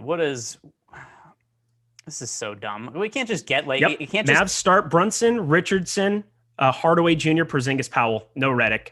We can't just get a normal slate where just like no nonsense happens right before. Like, so now I don't like Josh Redick. I'm just taking him out of my pool. I don't like JJ Redick at all now. I'm just going to take, like, I'm not even going to adjust this. I'm just going to uncheck him in Fantasy Cruncher. I think that's what I just way to go about doing because. Yep. Good test. So Killian Hayes or Mike James. I mean, Mike James, I don't have any issue with. Killian Hayes. You kind of know what you're getting into here at this point in time. It could go really, really poorly, but I don't mind getting to a little bit. 10% seems about right for him. So, but it's still Mike James for sure between those two. All right. We're getting the singles thrown at us again. Manny C, he left the $1 super chat. Thank you. I will definitely dance. Well, the Zoom might cut off again, so I don't know. But I was going to say I'll a few more singles, and we're going to have to start dancing here because we had somebody just the entire show the other day was dropping us singles the entire time, and I don't know what went on with that, but that was hilarious. Soul Dope 1234, our guy, a super chat. Fanduel, Jackson and Lowry or LeVert and James. So that is Josh Jackson and Kyle Lowry or Karis LeVert and Mike James. Yeah, I'm going to go the LeVert James route. I actually lean towards Jackson and Lowry now that Mike James is coming off the bench. Too much uncertainty in the minutes for me. Okay. Well, I mean, I didn't like Jackson or James. I just had to pick one of the two, and I like Karis LeVert a lot. So that is fair. To be honest, I don't really love either combination, but there we go. That's there we go. Very helpful. I'm over the field. I'm double the field at 6% of Karis LeVert, which is why I say it. All right, let's see. Has any other goofy news come out in the last couple minutes? Now I have to update my my lineups again. Here. It's so fun, isn't it? This is just the greatest. See, the thing that's funny about it too is like I update everything for a news item, right? And then we get another news item that says the last news item we got was not true, and it's just within a few minutes of each other, and it's timed perfectly to the point where as soon as my lineups are done being built, that it's like, hey, guess what? Get back on that and rebuild it again. But All right, so no more JJ Redick for me, but let's hit because we hit some roadblocks in the show that were not expected, Eric. So just give me an overview. Who are some of the forwards that you're focusing on the most for this slate? So DraftKings and Fanduel are going to be very different. Kent Bazemore sitting at 3,900 over at small forward there. That's pretty nifty. Jayshawn Tate, we haven't even talked about, but I liked seeing him be involved multiple ways in the offense, 7 boards, 4 assists. Kind of adding some ancillary stats, not a bad way to go. Tim Hardaway Jr. now officially starting, love that as well. But very, very condensed on DraftKings going to Kent Bazemore. On FanDuel, I think it's very, very straightforward what you're doing at small forward. I think it's just Kevin Durant, Kevin Porter Jr., and then taking tournament shots on who your priorities would be. Like Brandon Ingram's great, but Kent Bazemore, I'm getting to around 15%, so I'm triple the field there. O'Shea Brissett, again, sticker shock, 6,800, that'll get you. That'll definitely get you, but no Goga. We've seen him perform very, very well from a fantasy point per minute perspective, over a fantasy point per minute producer. So I think sitting around 6% of him, give me more than the field. Yeah, to me, it's really hard to get away from Kevin Durant. Right now, my 2 pay-up options I'm going to the most are Steph Curry and Kevin Durant, and that is not going to change for me at this point. With no Kelly Oubre for the Warriors, that's giving Curry more usage, making him a very good spend-up option. Then we have Kevin Durant, who's underpriced on both FanDuel and DraftKings relative to what we've seen from him earlier in the year when he's full go. And we were already at a spot where even earlier in the day, before we knew Kyrie Irving was out, when I was initially looking at the pricing, I was thinking like, oh, you know what? This is a good spot to roster Kevin Durant. His minutes are trending up. The price hasn't gotten there yet. And then we find out right after that Kyrie Irving's also not playing. Like Kevin Durant, just no brainer play. Somebody else who's in nearly all my lineups. Love it. All right. Other small forwards, Kent Bazemore, also, I know you hit on him, but totally in agreement. I think that he is somebody who, especially on DraftKings, at 3,900 price tag, with no Oubre there, already as is, Bazemore was going to be starting, and now just even more so, no Oubre there. Definitely fire him up. Let's see. All right, cool. My lineups are updated and uploaded. I'm sure I'm going Mine are not. This is not going well. I'm sure I'm going to have to redo it again in like 30 seconds from now. Absolutely. Anyway. Let's see. Who have we not talked about yet that I have exposure to from the small forward position? This is tough for me. We got 2 super chats. Tough for me. KPJ 5,600 or Bazemore 5,300 on FanDuel. It's okay. KPJ is definitely the answer. But if you're playing like one lineup and you want to be different, if you're pretty chalky elsewhere, Kent Bazemore, good contrarian option, 5,300. Yeah, for DraftKings, I have more exposure to Bazemore. On FanDuel, I think Porter Jr. is overall the better points per dollar play. Super chats flying in from Sunflower here. Ingram and Killian Hayes or Tim Hardaway Jr. and Siakam on DraftKings. That is Tim Hardaway Jr. and Siakam for me. I don't really have that much exposure to Siakam, but Tim Hardaway Jr. is a pretty important play for me with Luke out. Agreed. And then on FanDuel, looking at that, oh, that's DK. Never mind. Who cares? Who cares? All right. D. Owens, 89. Is Johnson and Hayes point guard viable in FanDuel GPP or too thin?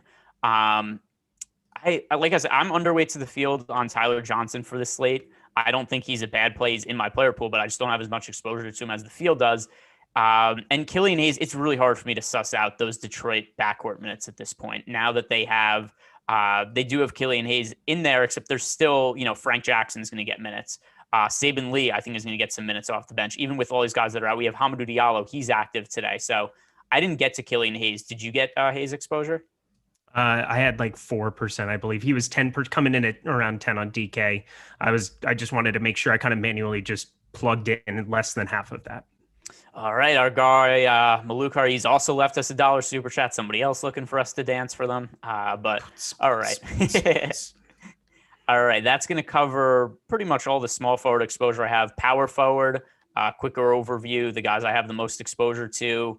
On DraftKings power forward, we've got Kevin Durant, Giannis's power forward eligibility, Kristaps Porzingis, and then I am getting to O'Shea Brissett also at a somewhat decent clip on DraftKings, 5,300 price tag, so not quite the same as on FanDuel, but Brissett on DraftKings. I know you said you already like him on FanDuel. In a weird way, do you like him less with his price cheaper on DraftKings if you're just paying up for him to be contrarian on FanDuel? I mean, I just like getting somebody with a 50-plus point ceiling who's going to play a bunch of minutes at center with nobody else out there outside of Brogdon who can, absolutely get his own, and Levert can absolutely get his own. But like the rebounding rate for O'Shea, I feel so good about him today. It's kind of ridiculous. So yeah, I wish he was lower owned than where he is, but I'm over top of the field on both sites. All right, Ghetto Farm Boy, he's paid $10 saying this is the private room, which, by the way, if you guys think I cost $10, you're mistaken because it's only $5. So that was a mistake on you. You've overplayed your hand. Also, just a kid from Akron, he's saying that we missed a super chat from him. He said that it was D'Angelo Russell, Lou Dort, or Andrew Wiggins on DraftKings. That is easily D-Lo for me. It's not easily D-Lo for me. I think Wiggins does have some viability. Also, I don't do narrative street very often, but like Minnesota wanted nothing to do with Andrew Wiggins. Andrew Wiggins has generally played well when he went back into Cleveland. The same situation with LeBron James there. Not somebody that I mean, there just has to be. I know it doesn't necessarily get expressed that much in the rates, but I think there is more opportunity for him to go out and spike a ceiling in this spot with no Kelly Oubre out there. All right. Other power forwards that I currently have exposure to, I can't even remember which names I read off before because I wanted to hit those super chats. But power forwards. Oh, so Giannis, how with all the options we have to pay up for, I know we're running out of time here, but how much did you prioritize Giannis? He's in my player pool. I'm about even with the field, but I strongly prefer Durant and Curry at this point. I'm over the field on Giannis every single slate because he's the best fantasy point per minute producer that exists in our league. Our league. What am I saying? Our. That was a terrible usage of the word our there. I can say that about the Vikings, and that's never a good thing anyway, but definitely not for the association. Just this basketball league that we like so much. Giannis being over top of the field at him at a forward position works out pretty well, I think, on DraftKings. Fanduel, I'm going to be over the field there too. He's just somebody where when there's value that exists, and if I'm going to go in the mid-range at a lot of these point guard spots, which I'm still doing, even though I'm a little bit over on Steph Curry, it's not too hard on DraftKings with Bazemore, Hardaway Jr., and some of these other pieces of value, Hernan Gomez, who we haven't even gotten to, but definitely feel pretty darn good about getting over the field on him. All right, a couple more super chats came in here from Jordan Reeves. Lowry or Ball, FanDuel Cash. That is Lowry for me. I have him projected better. Also, he's higher owned, so I think that is definitely somebody to get to in cash games. I know you said you liked Lonzo before more, but just quickly answer for cash games, Lonzo or Lowry. Lowry. Okay. I'm making a tournament stand where I don't feel very point chasey. I think Lonzo should be higher than he is. That's kind of why that's why I'm 3-4x on him. But all right. Tournaments play. And James Hood here, super chatty, forgetting about Isaiah Stewart, averages 50 fantasy points when Plumlee and Grant are out. So it's not that I'm forgetting about Isaiah Stewart. I'm underweight to the field on him as well. This slate sets up really strong to me as a stars and scrubs slate. He's been priced up a little bit as a points per dollar play. Yes, I expect him to exceed his salary point, but there's still other guys that I prefer. I think there's a lot of really good value plays on the slate, so he's not a core play for me. Did Isaiah Stewart make it in as many of your lineups? 2% on DraftKings. And I think there's been multiple shows that you and I have done together where I've said that I was taking a strong stand on like a 2% Isaiah Stewart. He's not 2% today. There's no reason to go there. All right. And then Charles, this is a DK showdown question. He said Jeff Green or Joe Harris. I prefer Joe Harris. I prefer Jeff Green. Oh, really? All right. Yeah, just slightly. So it's Jeff Green, I think, has the opportunity. We did see 6 DNP CDs for DeAndre Jordan once upon a time. I don't think DeAndre Jordan's going to be getting that much run whatsoever. I know Blake Griffin can kind of cut into that, but Jeff Green has shown a ceiling, 33 plus in 2 of his last 3, sitting under 5K over on DraftKings, playing mid 30s minutes, has been very involved offensively there. Joe Harris, actually one of the top guys in terms of true shooting percentage in the NBA this season, but I just think Jeff Green gets a little bit more involved. I do like both of them. You talk about a ceiling Joe Harris as well, but he's $600 more. I think I'm going to just take the fractional. I mean, they're about the same ownership there, but I have so much of my small forward going towards the likes of O'Shea Brissett, Tim Hardaway Jr., and Kent Bazemore that I'm going to more Green. All right. So guys, we've hit the lock for DraftKings and FanDuel, but Eric and I are not going anywhere. We have the next 30 minutes. We're going to be talking about Jock Market. And by the way, the Jock Market IPO period doesn't close until 8:00 today. So for the next 30 minutes, Eric and I could bid against each other. We could bid against people in the YouTube chat. And if you want to know how you could join, get along with us, go to the App Store, download the Jock Market app. If you want to make a deposit, use the promo code Awesemo20. That will give you a $20 bonus on your first deposit. And then as for what Jock Market is, this is just a different way to play DFS. We're looking at all the individual players as if they're stocks, and we're bidding on them in an IPO period. We're trying to get shares of the players, and then how much money you return depends on how high they finish relative to the other players on the slate at the end of the night. So go ahead, use the promo code Awesemo20. That'll give you a $20 bonus on your first deposit there. And if you're not sure of what you want to bid on the players, good news. On Awesemo.com, we have free IPO projections for all the guys. So, Eric, do you have your Jock Market app open? I am getting to it here as we speak, ready to rock. All right, I'm pulling up our projections right now. By the way, while I'm doing it, because we kind of ran out of time because of oh, there we go. I wasn't sure if Jordan was going to be able to get in the. I wasn't sure if Jordan was going to be able to get into the sound drop because of him trying to figure out the new program. But who are your most exposed centers today? While I'm pulling this up, because we kind of ran out of time because of Zoom being wonky. Yeah, I misspoke a little bit. Somebody just hit me up and they're just like, oh, Isaiah Stewart, you can't, like, did you just say he doesn't have a ceiling with Grant and Plumlee out? No, I do not mean that. What I'm saying is that he's still gaining pretty good traction there. Not the most involved guy offensively, can certainly spike some massive rebound totals. We saw 21 rebounds against OKC, but going up against Dallas, they kind of slow the game down as is. No Luke out there to kind of push it either. Like Isaiah Stewart is not my favorite guy in the entire world to get to at his current ownership, which is kind of the game that you have to play with a guy like that who's now 6K as opposed to like 4,200 where he's been forever.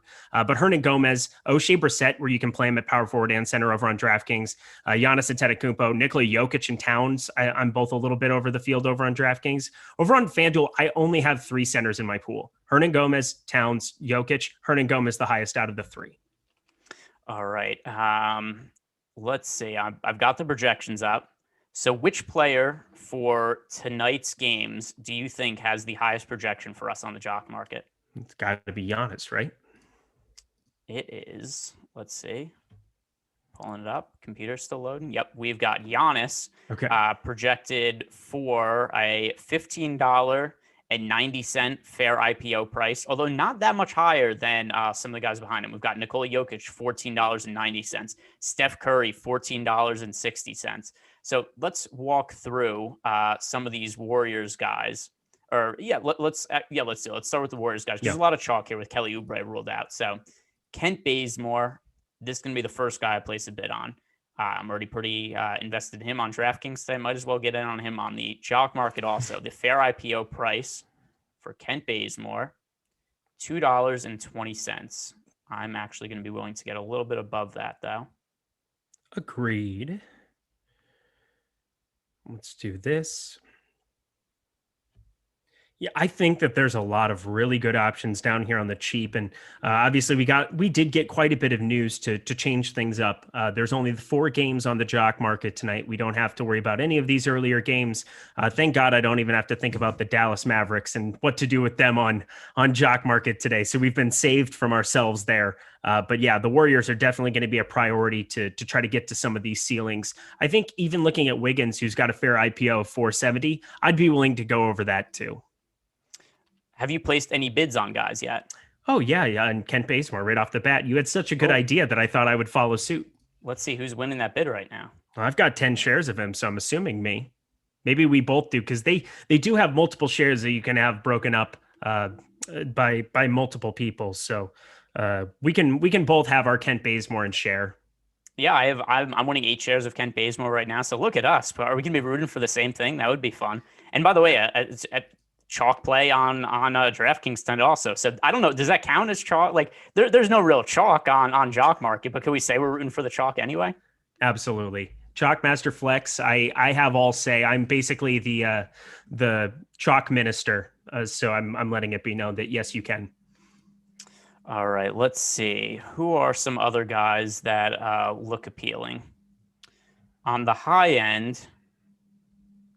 All right, so let's put it this way. If you had to get shares of any of the expensive well, this makes it easy because all of a sudden Nikola Jokic, he's been bid up to $10.02 as his current bidding IPO price. Steph Curry, $10.01. Giannis has still not been bid at. He's only at $1. So I was going to ask, who would be your priority to try to bid on right out of the gate? And then that kind of makes it easy with Giannis. Something else, by the way, since Giannis is listed as probable, he is listed as a game time decision on Jock Market. I wonder if that could impact how much people are willing to bid on him, just if they see that and assume there's something wrong with him when there isn't really. Yeah, probably. I got to think the mark of Khan as it is. You have a little bit of a downgrade. I believe there was a former host upon these channels who said such things. And I think that definitely rings true on the Jock Market, on Fanduel, on Draftkings. Anytime you see that red Q next to a name or a GTD, that can definitely lead to a downgrade. People think that there's something wrong with them that they just happen to miss in the hour leading up to it. So I like that. The Jock Cobbler. Oh man, I have people on Twitter. Some guy was on Twitter and he DM'd me. He's like, I can't stand you. Then somebody actually said, I can't stand you in front of the paywall. And I was like, thank you. Have a great day. I love doing shows for you. Oh, it's been great. I'm the Jock Godler. I'm the Chalk Donkey, Nikola Chalkich. Yeah, I'll take that too. That's a good one. People are so crafty in Jock Market, or sorry, in YouTube chat. Same thing. You know what's funny is, sometimes a lot of the same jokes kind of get repeated in the YouTube chat. When it comes to making fun of Eric, though, people mind their P's and Q's. They're on their game when it comes to making fun of Eric. It really, for whatever reason, it brings out the best in everybody. When it comes to being able to put you down, everybody gets really hyped for that. I am the hero that Gotham doesn't deserve, or I'm the hero that Gotham deserves but doesn't need right now, or whatever that quote is. That's basically me here at Awesemo.com. Just here to unite all of the people. Yeah, well, I mean, they are, listen, everybody. Did you see the Spags impersonation of me in YouTube chat the other day? It was outrageous. I don't even know. Do you have an impersonation of me? We got to work on it. No, I haven't, because here's the other thing too, is I say I don't like to infringe on bits. So when I'm doing a show with Spags, I'll set him up to do an impression of you. So like today, we were closing out the baseball show. I said, hey, I'm gonna be doing the Jock Market with Eric, the Jock Market show and Live Before Lock with Eric tonight. So I said, Spag, how do you think that might go? Me doing the show with Eric, and then we could set him up to do the impression. The YouTube chat, everybody, we're playing the hits. It's like Dice Clay at MSG, and he's do the poems and everybody, like it's the same thing, right? We're setting him up because no matter how much people hear him do it, they still get excited. Street Preacher, he said the quote is, either die a hero or you live long enough to see yourself become the villain. There it is. Yeah, I found it. Somebody called you Chocolate Al. I was tilting over the Spags impersonation. No, I thought it was hilarious. I think it's one of the craftier bits that one Sir Christopher Spags has ever come up with. But how does he impersonate you in the YouTube chat, though? He doesn't impersonate me in the YouTube chat. Oh, I thought that was what you were saying. Oh, no. Just his actual, like his like he does a voice. I'm not even going to do it. There's a way of doing, I'm Eric Lindquist, and here I am. I'm going to eat chalk, nom, nom, nom. It's delicious. It's nutritious, and I like it. Yeah, that's you. No, it's not. Do I yeah, sound it was just you. I know I don't have like the most elegant voice that there ever was to ever reach the YouTube streams, but let me tell you, it's not the worst thing ever. But apparently people on Twitter today say otherwise. So here's what it is. I go on living my life. You guys enjoy yours. You know what's my favorite part though about when people sometimes get upset with us in the YouTube chat and don't like us is, so sometimes, like a guy yesterday, he didn't like me. He said that just because I didn't like Dean Wade, he was going to go out of his play to play. He's going to go out of his way to play Dean Wade. And then when Dean Wade had 0 fantasy points in 7 minutes at halftime, I was like, I don't care what else happens to me the rest of the night. That made it terrific. Just the fact that I know that guy lost money just because he played somebody out of spite. I'm like, that's the kind of stuff that makes my night. Honestly, that would get me going too. That's fantastic. Oh, I love it. Absolutely love it. Yeah, multiple times where people are just like, you're such an idiot for, you're just going to play that chalk. And then they go for like 70. It's like, yeah, I did play chalky O'Shea Brissett multiple times. Sorry about it. By the way, speaking of the chalk, have these games started yet? I mean, the Pacers are playing. For all we know, the Pacers game locked 15 minutes ago, but let's see. No, none of these games have started yet. So I was going to say we could do some reacting and tilt whatever live scoring's going on, but those games probably aren't going to start for another couple minutes, and then we could figure it out from there. But I really need Isaiah Stewart to play bad today, and it's a weird position to be in because I can't remember a slate where he's been popular where I haven't been well over the field. Let me think. I mean, even Eric is prettier. I am pretty. Thank you. That is so nice of you. That was such a nice. I like being pretty. I'll take it. Thank you so much. 8 game. Somebody pointed out earlier that I needed to go outside and get some sun. And I was saying like, hey, listen, I was outside all day yesterday, but Eric's very tan. But so by comparison, Golfer. like I'm always going to look lighter next to Eric. But the other thing too is, so I was outside all day yesterday, and I don't know, like I live in New Jersey, right? It was just the winter for a little while. So you forget this sun's powerful. Right, like I mean, you underestimate it, and when you're inside for so long, and you go outside for the start of the warm weather season. It was 88 degrees here yesterday. I got the absolute crap sunburn out of me because I underestimated the sun. I thought I could tough it out. I thought I'd go out there. I was like, nah, that's sun. He can't get to me. But nah, he's stronger than me. Go wear sunscreen. I guess it's like that Barstool bit. The guy from Barstool Sports who's like, thinking that you're stronger than the sun, the freaking sun. It's the sun. Yeah, you're not going to beat it out. But also you get that humidity there. I used to get burned like crazy in the Midwest in South Dakota. Just like humidity is really kind of the killer. And then it for whatever reason, I feel like it tans you up even more. All right. We do have a super chat here from I. Ellingson, who did say, I thoroughly enjoy Eric. So there we go. We've got a fan there, and he's willing to put his own money on the line just to say that he likes you. No other reason. He doesn't want a question answered. If he wants to have a question answered, feel free to shoot that in. But if not, then yeah, he's just. If you want to give us $5 to tell me you hate me, that's fantastic too. But specifically, I. Ellingson, you're the man. Much appreciated. And if you want, I mean, the singles for us to go dance, that's really my preference though overall. Sports, Jock Market, just like that. No? Cool. Good talk. Anywho, Jock Market, I'm also going to be bidding Zion Williamson. I feel like yesterday, just an absolute floor beyond a floor game where he put up no other counting stats. For him to be lower projected than like Kyle Lowry, I understand Kyle Lowry with no Fred VanVleet. We have a lot of precedents there. Christian Wood to be above him too. I don't know if you're telling me I can get a cheaper Zion Williamson. I'm very, very interested in investing in that. We've seen him just completely take over in multiple spots. Right now, fair IPO of 1060. I think bidding up close to that is just fine because he definitely has the potential to go out and get you second or third on this slate and really pay off for cheaper numbers than a guy like Giannis. Did you play Zion or on Fanduel or Draftkings tonight? I had a ticket in the 444. I had like 8 tickets in the 44, and I didn't cash a single entry because I had 100% Zion. No. Did you play him today?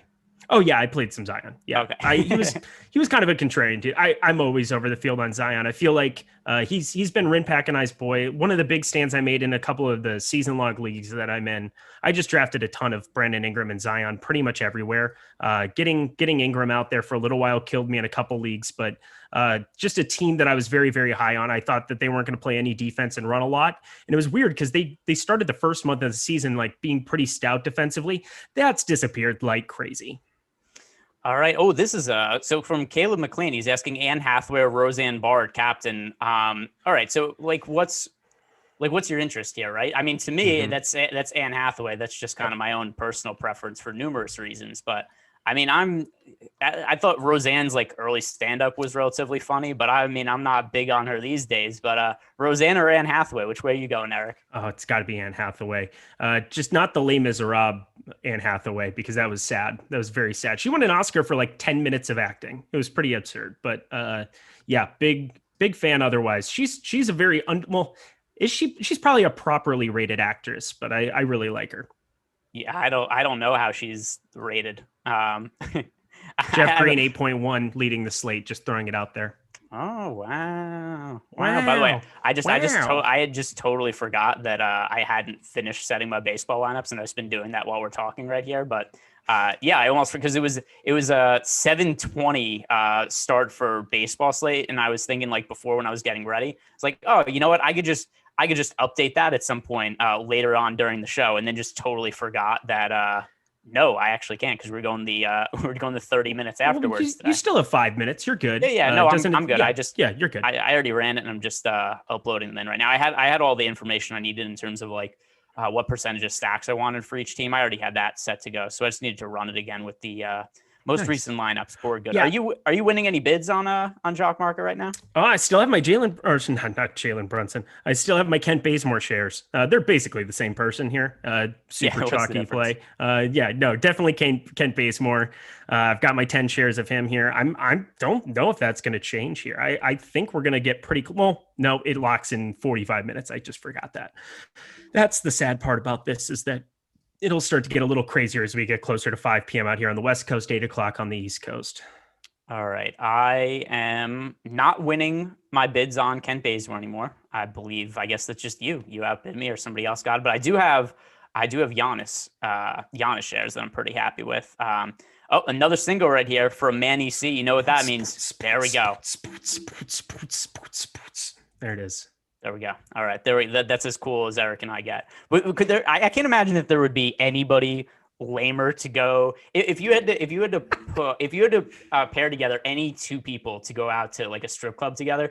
There wouldn't be any lamer combination than me. I'd be on my phone the entire time. So let's do it. Let's rank it from the Awesemo crew. Who would be the two coolest people to go to the strip club with? Rinpack, because he's throwing 20s. Has to be it. He's throwing 20s everywhere. Lock. And Joey Corman. Okay, I would probably you know why I can't say him because nobody knows who he is that's watching the show. So it's the answer is going to be producer Jordan.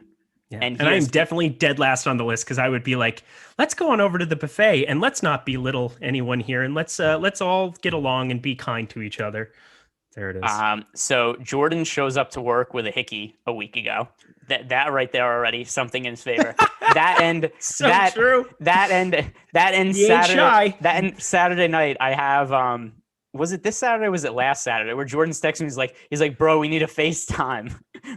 He's drunk. He's trying to FaceTime me. And then I'm with my brothers. I have friends over and stuff. It's like, I can't FaceTime you right now, but he's texting me. He's like, why won't you're not picking up my FaceTime? It's like, yeah, I'm doing my own thing also. So anyway, yeah, Jordan would be my answer. And by the way, Jordan just left a dollar in the super. Thank you, producer Jordan, for leaving your own money to yourself and us. In the club. There it is. That's what it is. It's the Jock Market Club. That's where we're at. And another dollar from Man EC right here, who's once again trying to get us to dance. That's a deeper bass. That's all I got. Let's see. Don't encourage it. here also though we've got people pushing back and saying that Laufey over Adam because people saying hey, Laufey's married with a kid at this point. But it's true. I don't know. So I'm gonna make one case for myself though. Okay. Other than the fact that I don't drink, I wouldn't be as fun to hang out with. I have a stomach condition that doesn't allow me to drink alcohol, so I just kind of be sitting there. But also, I have stories to tell. I did stand up comedy for a lot of years, and there's a whole bunch of stories that I can't tell on YouTube over the airwaves. But I mean, I've worked with Tracy Morgan before. I went on the road with Gilbert Gottfried. I've seen some things, Eric. I'm ready to hear one of them. Can you tell us a story? No. No, they're that egregious. All right. Well, some of them are. If you give me your number when we get off when we finish up here, I can text you a story. We're gonna stick around afterwards. We can have a little round table discussion. I'm very, very curious to hear. Sorry, did we offend Loco? I didn't mean to offend Loco. I would never. If you want to be one of the two, you can be one of the two. I was just trying to figure out kind of who. Again, I don't really want to go to the strip clubs, so I probably would be an unenticing member to go there. Off the rails, yeah, a little bit. But regardless, wait, no. All right, this is such an oversight. The answer is EMAC, and there's no other close second. Oh my God, yes. Yeah, EMAC is easy to answer. First of all, EMAC 2024. Yeah, EMAC 2024. But I'll guarantee you also, there's no EMAC that's a man who's lived life. He turns 50, by the way. Did everybody give him his birthday props yet? The man turns 50, right? Tomorrow. Okay. Everybody has to just spam EMAC tomorrow on Twitter, giving him all the love, all the gratitude. That guy is an OG. Give it all to him. But oh my God, imagining him at the strip club might be my favorite thing I've ever imagined in my entire life. Actually, that's not true. And that sounded creepy, but it's pretty up there. See, because here's the thing also. So EMAC, EMAC's getting married by the end of the night. There's going to be a girl on stage and be like, that's who I'm marrying now. He's going to text his wife to divorce her, and then he's going to get remarried right afterwards. EMAC's the answer. Yeah, I would have to agree. Somebody just super chatted us to let me know, don't look at Stewart's stats. Is he off to a good start? He has 6 points and 2 rebounds. Okay. That's not going to kill me yet. He's 8.4. I'm okay with that. Like, I mean, I have more Jeff Green. Jeff Green's at 10.1, and I have more of him. He also has a foul. So, I mean, Isaiah Stewart could be working his way into foul trouble. Tim Hardaway Jr. has 6 points so far. Let's go. Jalen Brunson, 2 points and 3 assists. I don't mind that. Josh Richardson. Oh, you know what I just realized I forgot to do? I took JJ Redick out of my player pool before. I forgot that I had Josh Richardson and that I wanted to add Josh Richardson back in and just never did that. So, whoopsies, whatever. All right, so we're taking a look back over here. We got some Jock Market action. We've got so I had already talked a little bit about Lonzo Ball, how I'm higher sitting there on Lonzo Ball than I think the field was. We've seen the ceiling as recently as yesterday, and I think he's going to go a little bit undervalued. As I said, 1.17 DraftKings points per minute. That's a pretty close comp to what you're looking at for the Jock Market scoring system.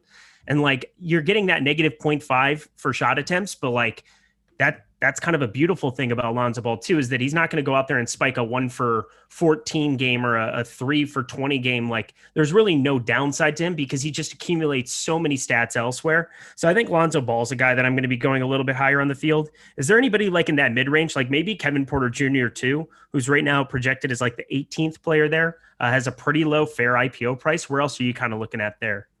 All right, let's see where my bids are at. Am I still winning on Giannis? That is a yes. So I'm pretty happy with that. Where are some of these prices? So, I mean, nobody's bid on Christian Wood yet. So that's a pretty obvious one, right? Like that's where I want to start, actually. I just want to bid on some of these guys that nobody's bid on yet. Like we've got the min on Christian Wood. So that's a no-brainer. We've got the mid on Zion. That's a no-brainer. Mm-hmm.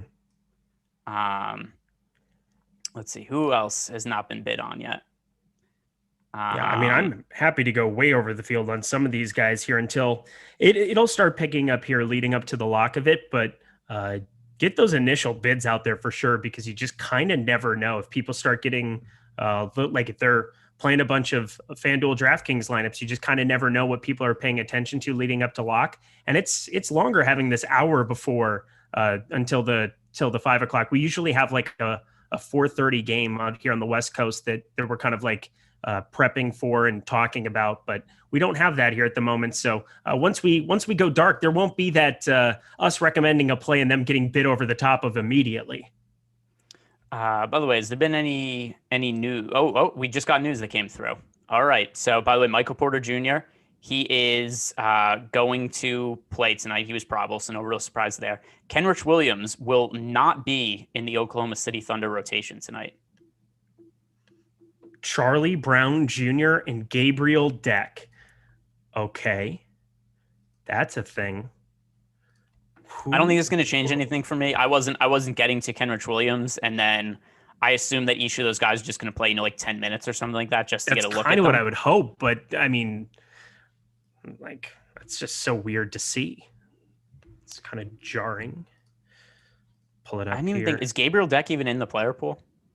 That's what I'm looking at right now. Gabriel Deck is definitely in the player pool. 3K at power forward, and then Brown Jr.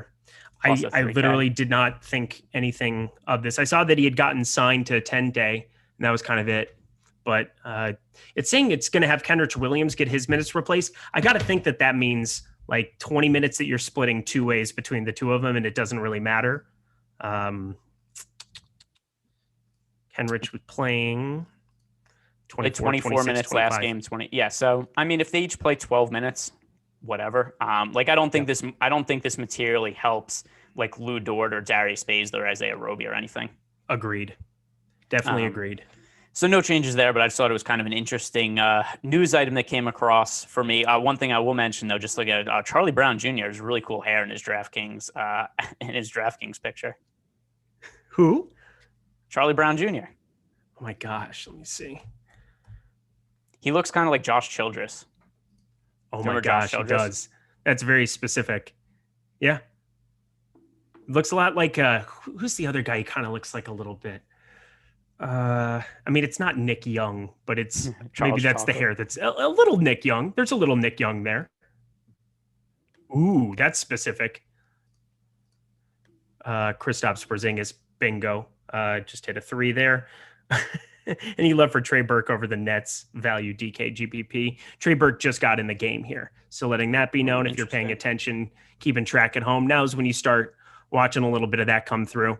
We already got Isaiah Stewart. He's up to 6-3. He just got another offensive board, but that does not matter for the Jock Market. Over here on the Jock Market, we still have a little bit of room to be spending up for a couple of these top guys. Like, I think Jokic right now coming in behind Curry.